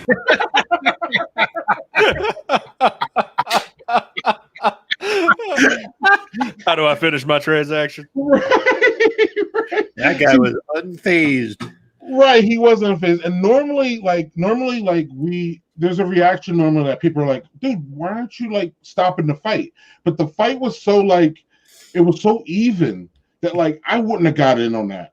And I would have been that guy. I would have been like, can I just get my and get that? I want to get the hell out of here. If it was unfair, I think that there's an obligation for you to at least try to do something. Maybe I don't know where are you at? Doug shaking his head. Where are you at if a fight breaks out near you? Are you gonna pull out your phone? Are you just backing away? See, I would have did what that guy did. I would just been like, look, can I have my shit and get out of here? Like, I don't. What do you like? Jay, what do you got? I probably would have done the same thing as him. I'm just like, okay, not today. Not this again. Give me my card. Let me pump my gas. Like you said, unless it's just something ridiculous, a little kid getting beat up on or bullied or somebody outmatched, then I'm going to intervene. But that, like they were so evenly matched, it almost seemed like nobody was getting hurt, just the store. Right. That's totally where I was at. So that's why I'm like, this is funny. Like sometimes it's not funny where people are taping, and like shit's going on. You know what I'm saying? But to me, that was a funny clip. What you got, Doug? I probably would have ran like a tiny, scared school kid. Oh, so you would have abandoned your stuff and not even got gas? Because like you're trying to get gas and like, I mean, you're in there trying to get gas. I got no time for that. Like I said, there's a line where it's like if you see somebody just getting obliterated or something like that, I'm not going to stand. That I'm not going to get away from. But like. Priorities. Yeah, exactly. I got to keep this moneymaker pristine. Don't take that last box of Fruity Pebbles. You better ask somebody. Absolutely, that escalated quickly. They're right there. That's me. Right here. I don't even want to be a witness. I'm out. Like, but he lives in New York City. That's a credo in that city. Get the fuck out. Come on, he could have paid at the pump, right? But he needed his. Didn't he have something like gum or something? I don't know. Like, I guess there's a reason that you're. No. He could have maybe paid at the pump, right. But I'm with Jay. Like, the fight was so even. Like the fight was even. Like they were going back and forth, and it was like, all right, I'm out. Yeah. Totally out. So, all right, man. That's such good beer. Oh, yes, Doug. Priorities. The hell out of Dodge, man. So, Jay, you've never been on the show, and it's been a while since we talked about this. But and I know you've heard about it. So, are you a top sheet guy or not? No. Fuck top sheets. Excuse my language. Fuck top sheets. Oh, so you're not even like neutral on them. You're just like fuck them. No, I'm not neutral. They're useless. Okay. So then it's just a comforter, right? Yeah. Give me a comforter and the fitted sheet under it, and I'm good to go. Fitted sheet. And okay, and then the wife's cool with that too. She doesn't do the top sheet. Yeah. We have a fitted sheet, and we each have our own comforter. Oh, so there's no pull. There's no pulling at night now. Oh, and is this why we have two comforters? Because we had the pulling and right. I don't think we ever truly complained about it. We joked like most couples do, but then one time we're just like, why don't we just get two? So we did. But yeah, that top sheet stuff, nope. Not on my kids' beds, not on mine, nope. Yeah, Jason Green is right. You got to have a top sheet. Okay. So apparently not, because guess what? You can live without them. You can function in society without them. Apparently, can you? I'm not sure. Well, that's like the people. There's some people who genuinely love the security of them. Apparently, like they don't even like untuck them. They'll like get down in there. Oh no! So like when I go to a hotel, I'm like, yeah, like pull everything out. I will leave a note that says, if you come in this room, do not fix that top sheet. I don't want it. Leave me alone. Wait. So you're one of those. You're one of those that removes the top sheet at the hotel? Yes. Doug doesn't even do that. No, I don't. That's the one spot where I don't. I will kick it down to the end. Like I don't want it. No. Yeah, right. Like JC, I was gonna call you a fucking heathen, right? Like, now, to be fair. No, I wasn't going to call him that. Like now, I'm going to call him that because of the whole. He's in a rare group. He's in with Aaron Govea. Like, no, even Aaron Govea does the top sheet at the hotel, right? Yeah, right. There was one person who came on the show. Jay's the second person. Someone else came on the show and said, "I don't do the top sheet in the hotel," and we lost our minds. I thought it was Aaron Govea, but it's not. So, Jay, how do you do that in a hotel? See, listen, I got it at home. Home's different. But a hotel, come on, man. Those sheets aren't. Come on, man. You think the top sheet at a hotel is any cleaner than their fitted sheet? Come on. It's cleaner than the damn comforter.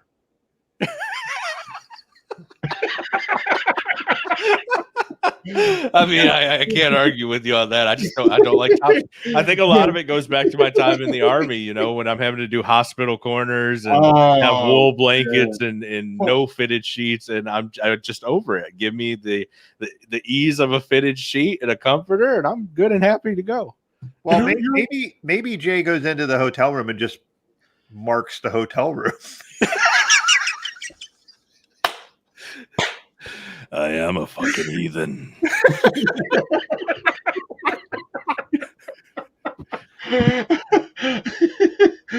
Right. See, Lauren's right. Right, Lauren.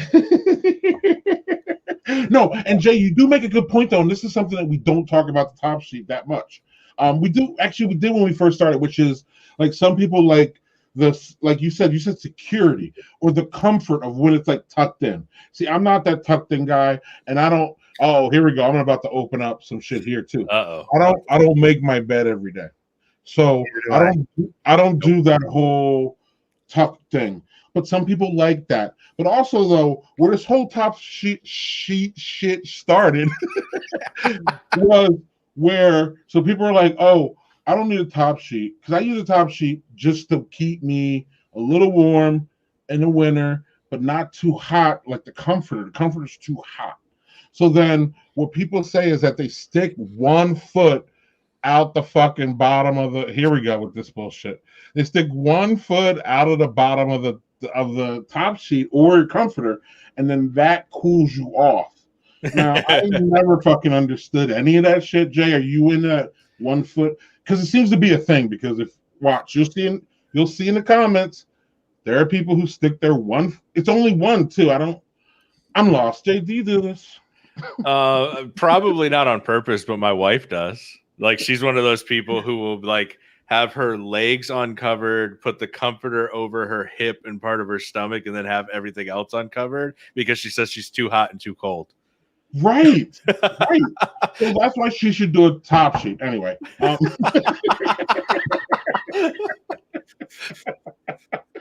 Doug, if I never was at your house and never slept over, we would never have a top sheet conversation. That's just no, and it's just funny because it's not something that you think like it's very controversial at all. Like I didn't know, like Greg was here, we didn't have a top sheet on the bed he was sleeping on, and he didn't say anything. No. And then we went to that duo. We had this whole conversation about top sheet. He came back and he was like, "Yeah, why don't you have a top sheet?" And I was like, right. Well, because at the end of the day, Jay, like it was, I don't know if you've been to Doug's house. No. Nice house. It was great. They were hospitable, and again, it wasn't really anything. I don't even know why we actually even said anything. So it wasn't like I was like steaming that he'd have a top sheet. But once it came out, I was like, no. Like, that was bullshit. Where was my top sheet? I know where the top sheet conversation came out of. The next, hold on. Okay, you'll tell us, but the next time, Doug, I'm bringing my own fucking top sheet. So anyway, go. Well, I have top sheets. They just might have paint on them from when I use them as paint drop cloths. Yeah, I don't want to paint top sheet. Anyway, where did the top sheet conversation come from, Doug? Because when we were in Dad 2.0 and we were in fucking DC of all places, we made a decree that we were not going to talk politics because we were frustrated. So I think I think it was you who said something about, so dude, what about a top sheet on the bed? Like, I think you just said it as just like a throwaway, and that just turned into this fucking half-hour conversation. And Greg posted on Facebook, and it's like 300 comments, and I'm like, yeah. What the I didn't know this was that like controversial. Like, I thought it was so. And then sometimes too, like the problem, Jay, is that at home it's fine. Again, we're at home, you have your own comfort. But sometimes at home, that comfort, like sometimes that comforter is just not. It's harsh. It's especially in the hotels. Like those comforters aren't even comforting. I don't know why they even call them comforters. You should call them something else, but they're not comforting. I want my comforter needs to be soft, man. And if it's not soft, some of those comforters have like abrasive undersides. Does that make sense? Like they're not. So like I need something soft, Doug. I don't need. Come on now. There's these things called duvets. They'll help. Now see, I'm not doing the duvet. You heathen.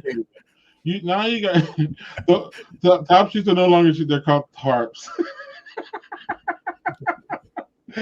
Right. So feet must be covered at all times. Doug, are you one of those, hey, I don't. Doug, are you one of those feet out people? I don't care if people stick their feet. I really don't care. I really don't give a shit. Hey, if that's how you now listen, my wife is perimenopausal, so like there are times where she sticks her feet out. Sometimes she flings a whole thing off of her because she's hot, because like hot flashes are a thing. Yep. And, hey, if you can regulate your temperature anyway to be comfortable to sleep, awesome. Jay, do you make your bed every day? Hell no. Like I said, did that for 6 years in the Army. I don't do it. I don't make my kids do it. Well, this is what Mr. J.C. Green thinks of you. And I've heard that before. There are people who genuinely are like, I don't feel like my day goes well if I don't start it by making my bed. No, and there's some people that there are some psychologists and people that recommend that, which is because again it tightens you, and I'm cool with that actually. I'm cool with it, but I've gone through phases in my life. There are times where I do it, and then like this in its current span, I just don't now. But there are times where I'm like, I wake up and I'm like, man, I should just make my bed, and I do. But like, I don't know. It's not a. Yeah. So, do you have another one? No, that last one, it was 11%, so I'm good. Oh no, don't do that one again. Wait, so do you actually have this? No. All right, so let me clarify. Now we're going to get into another debate because this will be fun. I do not like dill pickles. I love gherkins. I do not like dill pickles. We had a whole thing where I made this comment on Facebook about like, can we just agree that pickles shouldn't go on sandwiches unless they're Cuban sandwiches? And like, I had a lot of people really angry with me about that declaration. But like, yeah, I'm not buying anything with dill pickle stuff if I don't have to. It's perfectly fine in tartar sauce or relish, but right. No thanks otherwise. What about pickled beer? No.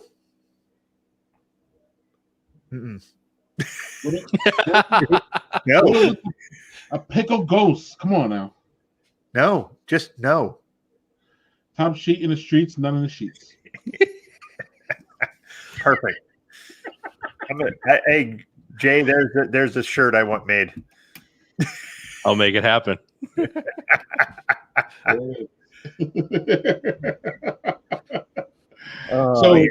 So I don't tuck the sides in, but I more often than not clean the sheets up and straighten the shit out. Clean the sheets up? What are you doing to your sheets? I think he means by like straightening them They're out. not tucked, but yeah, he's like straightening them out. Right. And then like I don't know. Isn't there something about getting into a bed that's already made though? Isn't there something to that? No. See, I don't care as much about getting into a pre-made bed, but boy, you give me like a comforter right out of the dryer. Woo! I'm all in for that. Nice and crisp and clean. Yeah, clean, smells fresh, nice, warm. Yep. I won't need a top sheet for that because that shit's way too warm. You're a hard to please man when it comes to the temperature thing, Greg. What the hell? Me? Yeah. Right. This is why, yeah. This is why you'll never sleep with me, Doug. That's a fair point. So that, well, that's his roommate at Dad too. You're missing out. You are missing out, Doug. Not me. You are. Damn it. Yes, I understand, Greg. I am, and I know this. But that is my cross to bear. And it makes me think back to Dad 2.0 because you keep saying, "Oh, the hotels you got to have the top sheet." Like I'm used to right. I tried to be nice the past 2 times I roomed with people, and I just slept on the floor. Like so, talk about not having a top sheet. You're sleeping on a hotel floor. Like Man, my days of sleeping on the floor ended. College. Yeah. Well. Yeah. Oh, I won't do it again. The last time I was miserable. Like Doug could even tell. He was just like, yeah, I was like, man, what's going on? I remember like the first two like times Dad 2.0, I was like, yeah, I got to make it to everything. Da, da, da, da. I don't care how tired I am. And then that last time I was like, I slept on the floor. I don't care about this, or this. I'm going back to bed. Yeah, that's a tough road. That is. So sliced pickles are fine in sandwiches. It's tomatoes. What? That makes sandwich. Oh. Who is Jerry? Thank you. Who? Jerry. Tomatoes. Why, Jerry? All right. Why? Here's another hot take. Tomatoes should never be served raw. What do you There's now an opening for a co-host on the Parental Dadvisory podcast. Right. Except for in salsa. So no tomatoes on the burger? No. Chicken sandwich? No. No tomatoes on Like raw tomatoes with mozzarella and salt and pepper. Well, I said salsa, Greg. Okay. But like tomatoes with salt and pepper and mozzarella, maybe some oil and vinegar. Crazy salad. I will pass. I like. I will hand all my tomatoes to Jill, and she'll eat all of them, and I'll eat all the other stuff. Well, she's now cooler than you. Yeah. She's always been cooler than me. That is not a news flash. This is true. Now, see the commenter is Jerry, right? Yeah. So Jerry, I agree with you. I agree with you I'm picky about the tomato though. It can't just be the end of the tomato. It can't be one. You know what I mean, Jay? One of those tomatoes where like the tomato, it's half of like it's white. Yeah. No. It's got to be the right tomato. Right. I'm talking about a ripe tomato. The problem is that like these places just go and just throw all like they don't discriminate about what tomatoes they put on their shit. So then I have to like if I get something with a tomato, I have to literally look at it like okay, that's a good tomato. Like otherwise, I might throw it out. So I'm picky about my tomatoes, but calling them unwieldy, Jerry, is a little bit too much. Damn it. And Jerry, I gotta call. Jerry, I'm gonna hit you up this week. We gotta schedule you and get you on this stream, and then we can beat you up about your tomatoes. Yes, maybe we'll just have Casey and not Doug, and then we can really get into it. Right. Oh man, tomatoes on a burger? Nah, barely. Nah, man, tomatoes on a burger. Not all the time, but come on now. Tomato, lettuce, no BLTs, Doug. Come on. B and L. Bacon, lettuce, and white bread. Oh, so Doug, fried green tomatoes? No. Those are cooked though. They're cooked. Oh, you know what? I haven't had those in fucking 30 years. So maybe, and I was a kid then, so I probably was like, fuck that stuff. But so maybe I try them now.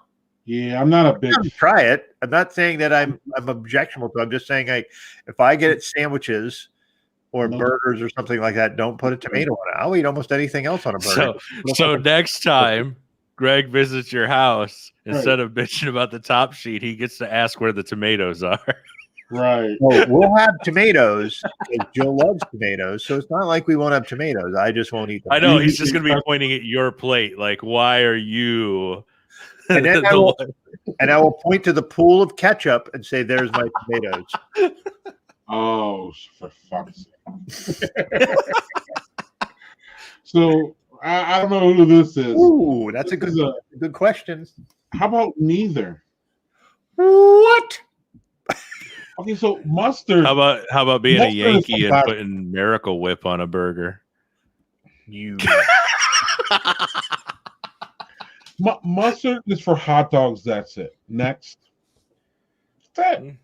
Mustard's for pretzels and hot dogs. Yeah. Are there people who put mayo in hot dogs? Like that's always mayo in hot dogs? No.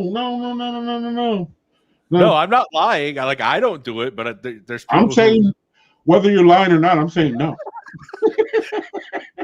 Mayo on. Now we're getting into. Hey, you're opening Pandora's box. Mustard, yes. No, yes. Mustard, no. Mustard on a hot dog. I feel like certain ingredients dictate the non-use of others. A Tex-Mex burger with salsa would be a natural choice with no tomatoes. I agree. Again, salsa is an outlier for me on the raw tomatoes. Would you do that though, Doug? Would you do a Tex-Mex burger with salsa? That I would, yeah. Okay. I know it makes no sense. I'm just saying that's how it is. That's funny too. And as far as all of us here being dads, and you guys have a podcast talking about dads, we shouldn't even really get into the picky eaters that we had to deal with. We should. There are years about. I don't know if you still deal with because Doug and I have. Tell me if I'm wrong, Jay, but Doug and I have older kids than you. My boys are 17 and 15. So, how old are your kids, Jay? If you don't mind. No, you're right, because my oldest is only 13. So okay, and how many kids do you have, Jay? If you don't mind. 3, 2 boys and a the girl. oldest is 13. So, are we still dealing with picky eaters, or where are we at with that? What's funny is my oldest. Yeah, he is the pickiest. We were actually talking about it tonight. We were like, oh God, what were we gonna make? Anyways, we were gonna make something that he doesn't like, and we specifically set aside like a chicken breast just to make him a plain chicken breast so he could have it on his own. Like, he was the kid as a child that lived off of Michelina's frozen mac and cheese and smiley face potatoes, and I would go to the pediatrician and be like, I feel horrible, this is all he will eat, and the pediatrician's like, he's eating.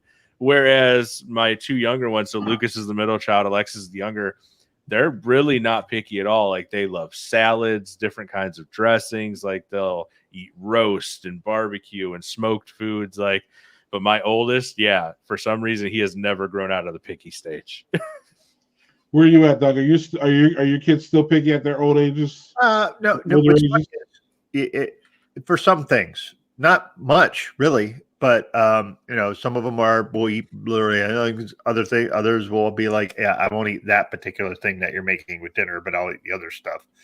Right. And you just like they're teens. They should have a bit more of a voice for what they get to eat. I mean, right. I didn't grow up that way. I grew up with what's ever on your plate, eat the fucking shit and shut up. That's not great either. But so, yeah, I think being more lenient on that is good. I mean, there are times when it's frustrating, especially if you spend a lot of time making a meal and the folks aren't like, well, I don't really like that. And I'm like, yeah, but we really, yeah. So, yeah. But what's cool is now my kids are old enough they can make their own stuff, which is great. Right. I was going to say that's really helpful. Also, too, with respect to our parents, I believe it was more out of a necessity. A lot of times it was more of a necessity than it was really more of what they could give us. Meaning, they could only really put on, one thing on the table as opposed to being able to, we have more options as parents. How about that? As far as, being able to give food out and all that. But also, though, I'm with you, Doug. Like the key is, because I was gonna say, if Jay said he had 3 picky eaters, I'm like, get those, excuse my language, get those bitches cooking. Mm-hmm. Because once I really got my boys cooking, they really got more of an appreciation about the process of cooking and all that work. But also they had ownership of the food, meaning we don't make them. My son made chicken.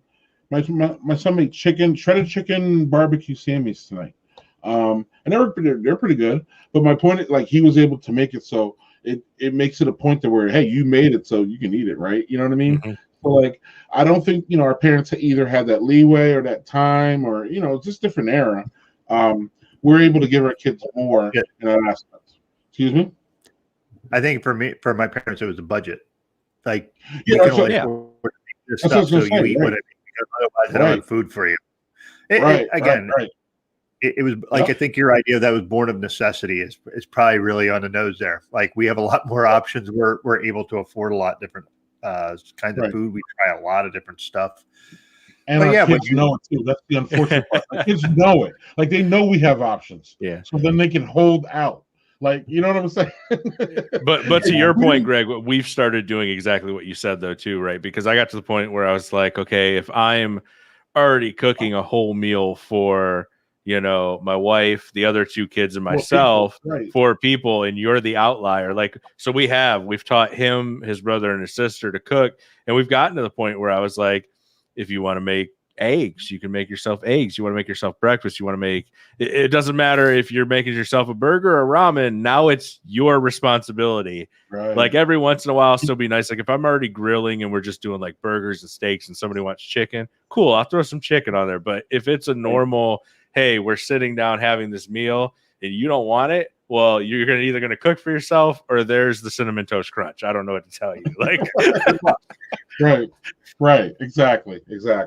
For sure. So can I do a side note on this thing? Because my brother, who is 41 this year, he'll be 41 this year. He eats everything fucking plain. And I am always floored by that. Like, he'll go, give me a burger plain, give me a hot dog plain. I'm like, don't you want any flavor? He's a 40-year-old man, and he's just like, nope, just give it to me plain.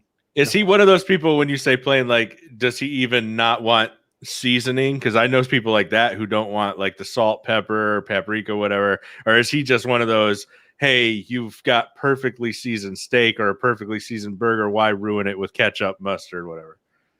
I think it's more like, however, like when I'm speaking more to like he's on the road a lot, so he's kind of fast food. So he just give me the burger plain. I don't want shit on it.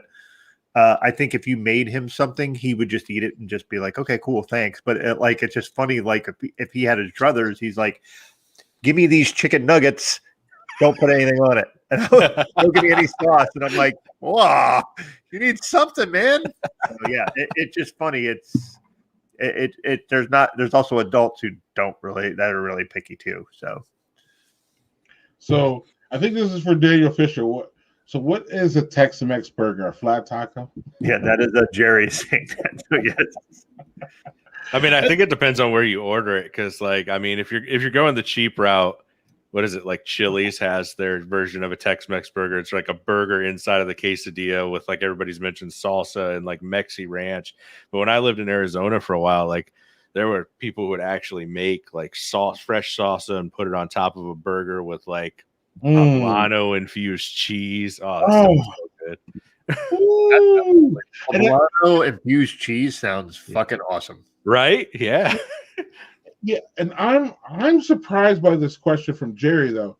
Jerry is he's a Texan. He's a Texan. I was gonna say Jerry I was gonna say he's born a Texan. Jerry, correct me if I'm wrong. Born a Texan, is a Texan. So in Texas they don't have Tex-Mex burgers, but I guess they do. And well, you know, Daniel's from New York, so it's a gimmick in various places, like well-seasoned blended meat, quality cheese, and greasy bun, and I can get it. The other agreements I'm open to. Lauren says, Daniel, wait a minute.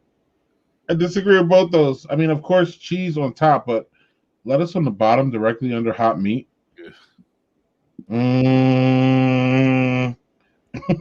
Manny says, yes, Cinnamon Toast Crunch. He would take the Cinnamon Toast Crunch over Jay's wonderfully made meal that he probably took a couple hours to do. Manny's like, give me the cereal.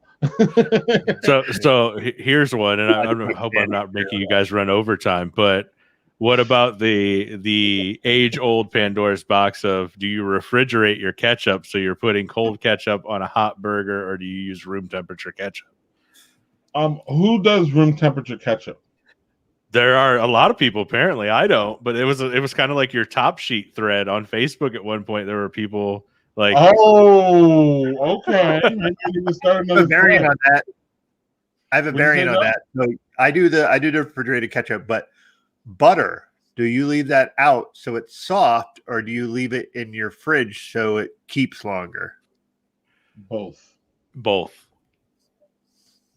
I leave some out for like toast or whatever I need it for, but then nothing is worse than having fucking hard butter and trying to put it on fucking bread or toast. Now, like, am I leaving it out in the open for like organisms to get on? No, I got the little like butter tray, but it's out and it's soft. Yeah. No, I want all the organisms. I don't have a I think I'm making a Brett beer. Like, so Throw that on my toast, baby. So Dan said, I prefer top bun off with the lettuce. Other items not on the burger. It's a great point because you don't want the lettuce to wilt. Well, and then this brings up a whole nother thing, and we could probably talk another hour on this one, which is like now we're all, another pandemic thing that no one saw coming, which is this whole, everything is takeout now. So like, it's just a struggle, man. Like, I know it's a first world problem, but like, we're used to going to places and eating it there. So then how has the curbside changed like the whole dynamic of food? Because like the lady and I and the kids used to my kids love diners, drive-ins and dives, baby. Yes. Yeah. Right. So now we see that show now and we're like, and then you got Guy Fieri running around and doing all these, and you see all these wonderful dishes. And I say now, like in a cynical way, almost every time my family's ready for it, is like, do we do this curbside? So they're like, oh, we got steak with shrimp ramoli and a hollandaise and the side of like, well, is that available curbside now? And like how we as Americans, especially people in New York or places where there's really good restaurants and stuff, where we're used to just rolling up and eating our food at a restaurant and having it fresh served to us. Now we have to have it put in our trunk, taken home. You know what I mean? Like, taken out, and it's just not the same presentation, and it's not really the same food. So like Lauren and Daniel going back and forth in the comments about, like you put the lettuce on the bottom or the top. Like normally that wouldn't matter because you would get your food so fast, Jay. Yeah. Sitting down that like that lettuce can't wilt because it just got put on that plate like 2 seconds ago and it just got served to you. But now it's getting in the box, it gets put in the box, you have to wait for it, you pull up, it goes into your trunk or curbside, or you come up and pick it, you take it home, and then we have that. So like it's really, really changed, in my opinion, the way like restaurants almost have to serve food in a bizarre way. Yeah, and it's interesting to learn about people's different opinions or taste when it comes to that. Like I'm one of those people. We recently had this conversation, my wife and I. We brought home food from a Mexican place, and they had put all the like sour cream and guac on the side in the little salad, they call plastic things. Yeah. And she's like, I can't eat it. It's warm now. Like because the heat from the food had heated it, where she'll watch me, I'll still eat the sour cream. And she's like, how do you do that? I'm like, I grew up on Taco Bell Nachos Bel Grande. Like the sour cream was always hot. Like yes. No, but right. So she's speaking to that contrast of like, again, when you go to, she's used to going to the Mexican restaurant. Yeah, she's used to going in, sitting down. It's fresh in front of you, and it hasn't had time to stabilize the temperature. I mean, and one of my favorite things is fajita. So that shit's not sizzling by the time you got into my trunk. And that.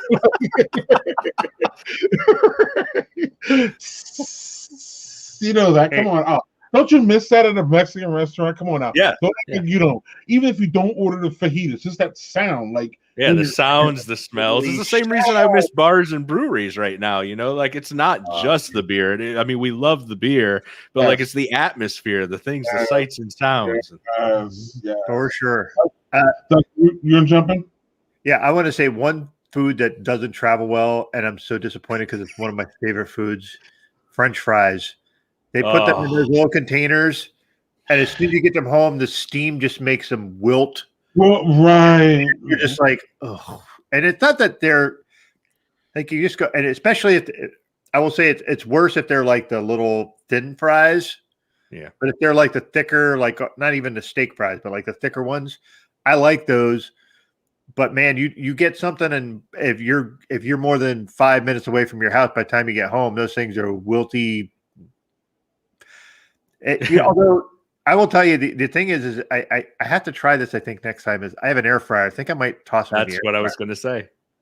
Yeah, because Yeah, we Way to go. one of the things that my family loves, of course, is Chick-fil-A, the waffle fries, right? But the closest one is like 32 minutes away. So of course, I'm like, let's just eat in the parking lot. But sometimes Aubrey wants to bring it home. And we get home and I'm like, well, it's not fresh. But yeah, we started popping the fries into the air fryer and it brings them back. It's not perfect, but it's better than eating the soggy steamed fries. Right. Throw them in a pan, medium high heat. Get them back. It works okay. Yeah. Right. Well, I will tell you that the air fryer is a much less labor intensive part. Yeah.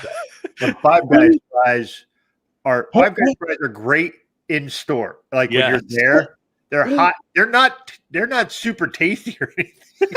They're just hot and awesome in the space. But if you took them, I imagine those things are like fucking cardboard by the time. Five Guys with malt vinegar, baby. They're all right though. No, ours are all right. I don't know.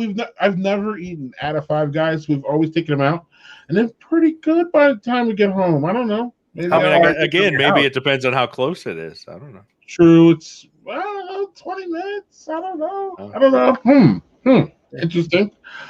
Maybe I just like subpar fries.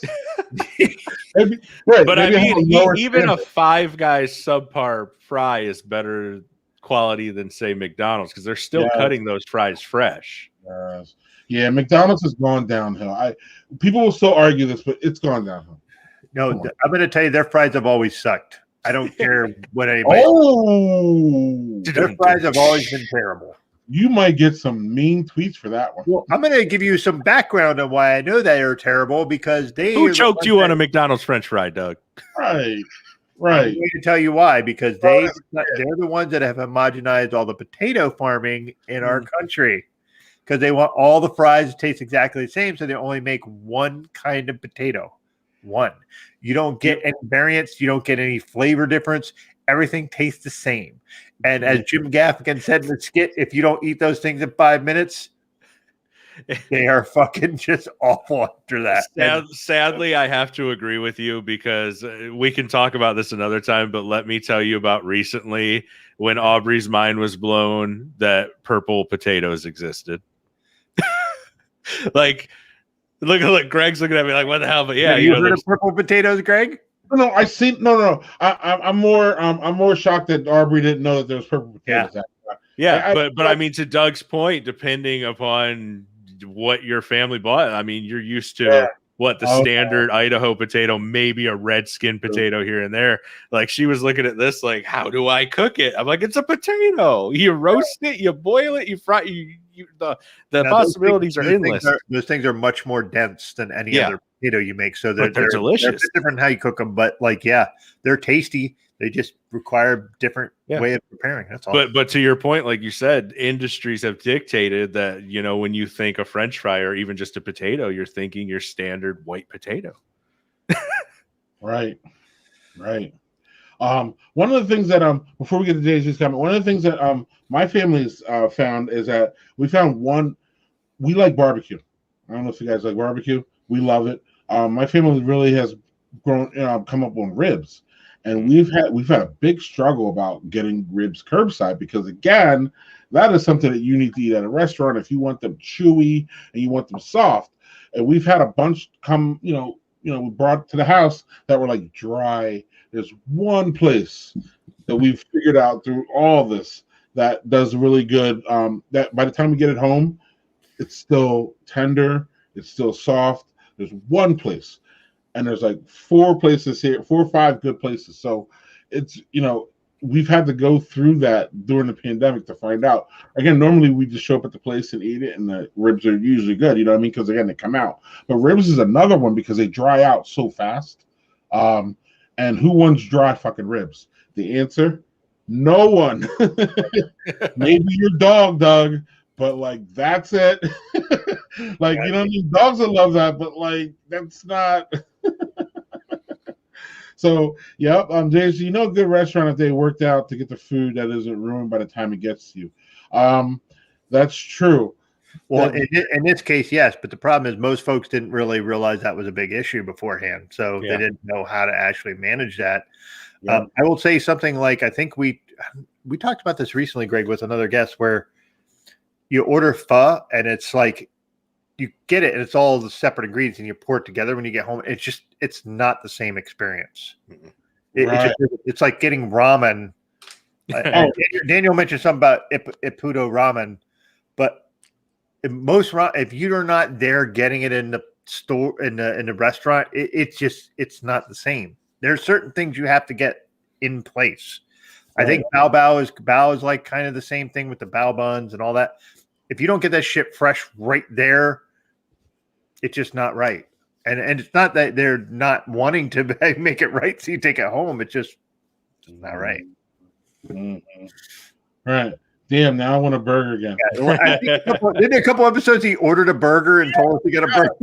Right. I was going to tell Jay, like, I think it was 2 weeks ago. Yeah. We were talking about burgers, and Daniel literally ordered a burger during the stream. And he's like, that was good. And we're like, what? Like, he had he had it ordered, and like it was there. It was living in New York City, man. You can order shit anytime and it'll get to you. Like, yep. I know it's not happening here. Right. And hopefully, again, we can get out of this pandemic soon enough, and Daniel won't lose that many New York restaurants. But I hear it's just still happening as far as restaurants going under. And we were talking about this before about how we were, I don't think Jay said anything, but Doug and I absolutely said that we're pretty much at our end with this pandemic.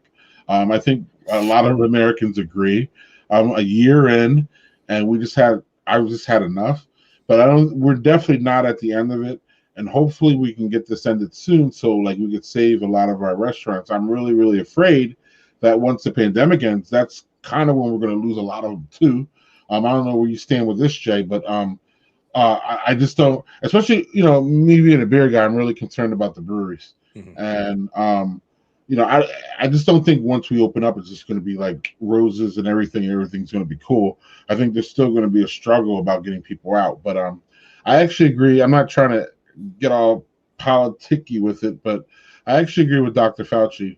I just heard him today, and he said that once people realize the benefits of getting the vaccine, more people will come around. Meaning, once people realize that you get the vaccine, you go back to work, we can go back to eat. He even said if you get the vaccine and you know someone else with the vaccine, go out to eat. He said it.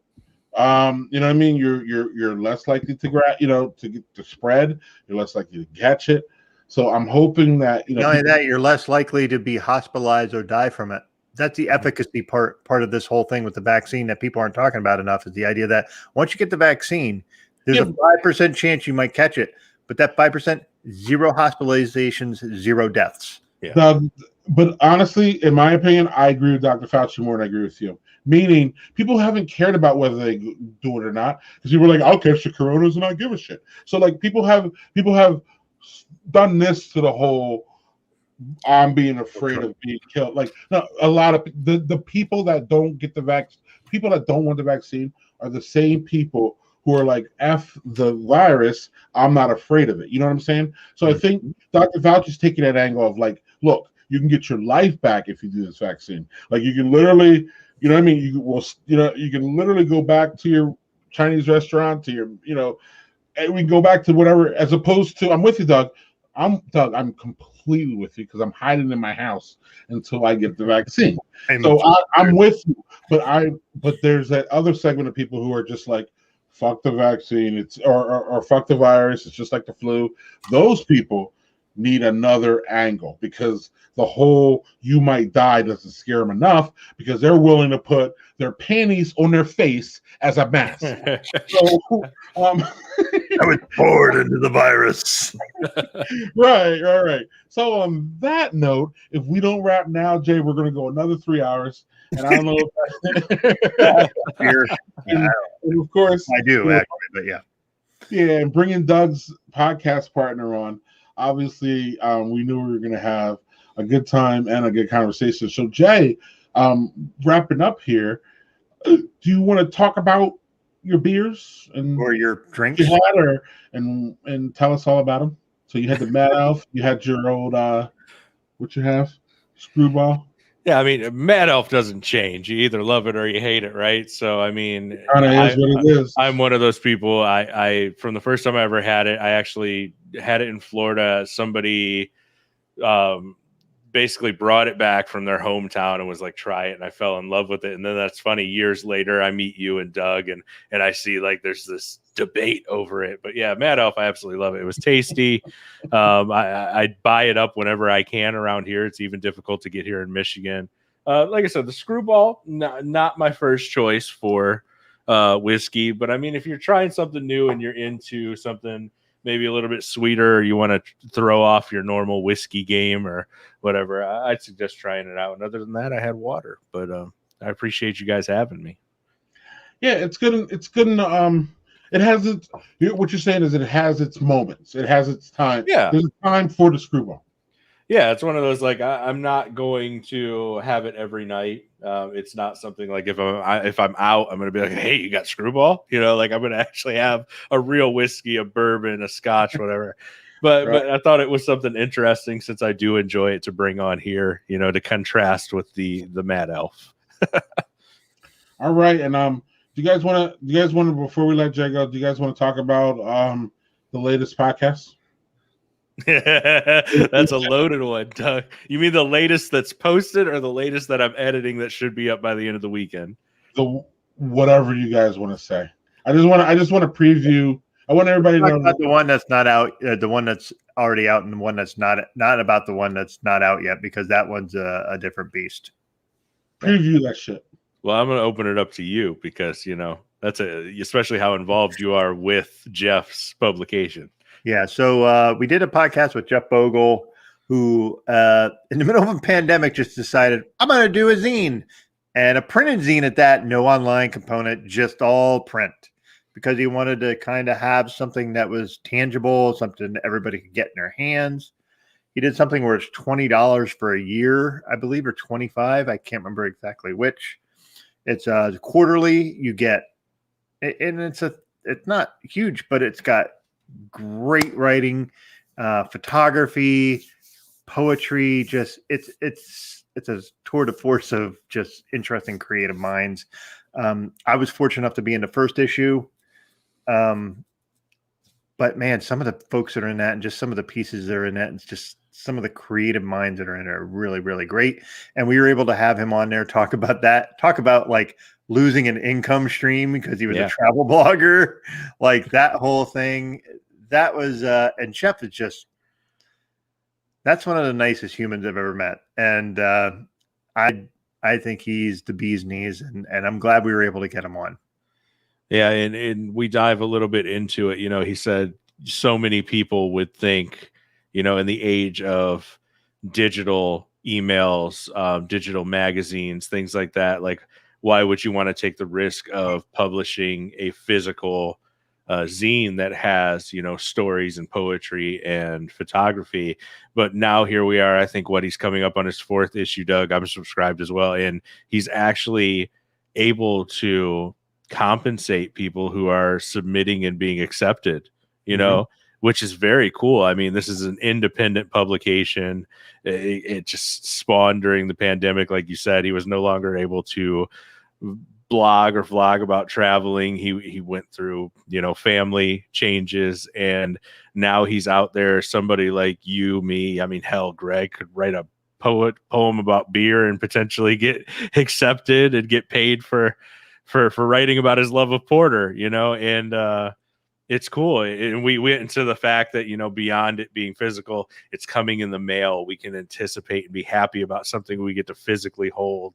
And just the stuff we didn't really think about, or that maybe we took for granted prior to this pandemic. So I really suggest, even if you don't know Jeff, I know a lot of people in the Dad 2.0 circle, or even just the blogger, you know, circle of people know who that is. But I'd highly suggest you check out that episode. And if you get the opportunity, go ahead and look at his Twitter. He posts a lot of outtakes from what's in the zine, and you might be interested in subscribing. Yeah, for sure. Well, cheers to that. And Jay, thanks again. And we will see you shortly. You need to be a regular here, brother. Yeah, before Jay goes, Greg, we also are going to have you on the Parental Dadvisory podcast sometime soon, hopefully. So Yay! Cheers. And something else streams more. Something else I want to pitch officially, and this could be years off. We don't know, but I know I've talked to you about it, Doug. When and if we get back to normalcy, whether it's at Dad 2.0 or if we all have to make some sort of trip, I think it would be awesome to do a live crossover between Parental Dadvisory and Brothers with Booze. Like, especially at Dad 2.0, get together, set up a gear, record. Yes. And just have everybody stop by and just fucking bullshit. Yeah. With it. That'd be awesome. We could have our own Facebook booth. Come get a beer. The cost of participating is you sitting down and talking with it. Let's go, Doug French. Let's do this. They need to have a vaccine booth for Dad 2.0. Just all right, Jay. We'll talk to you soon. Thanks for having me, guys. I appreciate you. All right, man. Doug, what's going on? Okay, so I'm going to rate beers. How about that? Y'all free to take care of your drawers now. No, we're good. Yeah. We're good. I'm not wearing any drawers, so it doesn't matter. Oh. All right, so first one, it was this only because the aging took everything off the beer that I liked when it was fresh. It was not a bad beer. Just took the chocolate was muted. The stout flavors just kind of were like. So yeah, that was fresh. This was better. So just FYI on that. Second was the IPA, the New Zealand IPA, Time of the Chimpanzee. That was from a place in Vermont, Burlington Beer Company. So kudos for the can art. That was really fucking great. Mm-hmm. That was a really, really good IPA. Not a place to say a lot, but I wanna, like I said, as it gets warmer and we get more into the spring and summer, I'm gonna delve into that more because I want to learn more about that. Winner tonight was the Gonzo Imperial Porter. So that was when you say you want to learn more about that, what are you talking about? IPAs? Yes, I want to be a little bit more educated because I've always kind of shied away from them because I wasn't really a fan of the hoppy one. That one was not hoppy, and man, it was delicious. It was citrusy, it was crisp, it was sharp. There was a little hops. It wasn't overpowering. That was really good. I really enjoyed that. So real fast, when you came into beer, that was the peak, in my opinion, or close to the peak of like hoppy IPAs. I'm going to hop you out and I'm going to burn your fucking palate. Now we have gotten to a place to where we're doing more subtle, fruity, approachable IPAs. And I think you're seeing that and feeling that. And also too, Doug, I always like to say hop DNA. Like everybody needs to find their hop DNA, meaning everybody, I believe everybody with 100 different IPAs, 100 different hop strains, over 100. I think everybody has an IPA DNA, meaning you have the ones that you like. Mine, Citric, Mosaic, Nelson, Matula. What's the one I always, Sabro. Oh my God, Sabro, you like. Oh, for fuck's sake, I love that shit. But my point is that everybody has to find their hop DNA, and then that's when you figure out whether which IPAs you like. And it really, really is helpful, Doug, when we go to these breweries and you look up at the thing and you're like, shit, 6 IPAs? And like, how do you like discern what you want to try? Yeah. Right. So then this is where you go with your hop DNA. But like, do you have any Sabro? Do you have any IPAs with Sabro? Do you have any IPA? Give me your Citric and Mosaic, because that's the most popular. Give me your Citric and Mosaic IPAs, and then they'll be like, boom. So then people can, work through that. I don't know, man.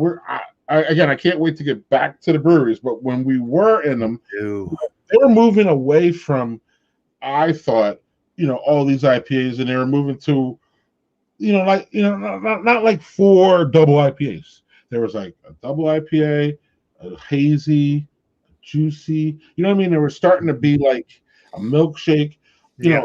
A little bit of a diversity there with the IPAs instead of just I'm going to hop you out and I'm going to burn out your palate. Which again, I love that. That's not for everybody. That's not a mainstream thing. So anyway, I only had 1 beer tonight. I haven't been feeling good this week. We'll keep all that good. I'm good in health. I'm not going anywhere. Great. I just haven't had a good week, so I've been taking it easy on all this stuff. But so I only had 1 tonight. And tonight was my Untitled Arts Hazelnut IPA. Anybody who knows Untitled Art or is familiar with it, An Imperial Stout. Yeah, an Imperial Stout. Yep. This is bottled and brewed with Untitled and Microphone, which is out of Chicago. Anybody in Chicago knows Microphone is fantastic. Can't get back to them, but this is a really, really great beer. This caused a lot of stir when it gets released. Everybody loves it. It's a really, really great beer. I thought it was fantastic 1 year in. I wish I had another one, but I don't. But so that was fantastic. So Doug, next week our guest is Rebecca Jaworski. She is my friend from. Actually, she worked with the Brewers Association or the Brewers Guild here in Wisconsin, and now she works on a hemp farm. So we're going to learn about hemp next week. Not weed, hemp.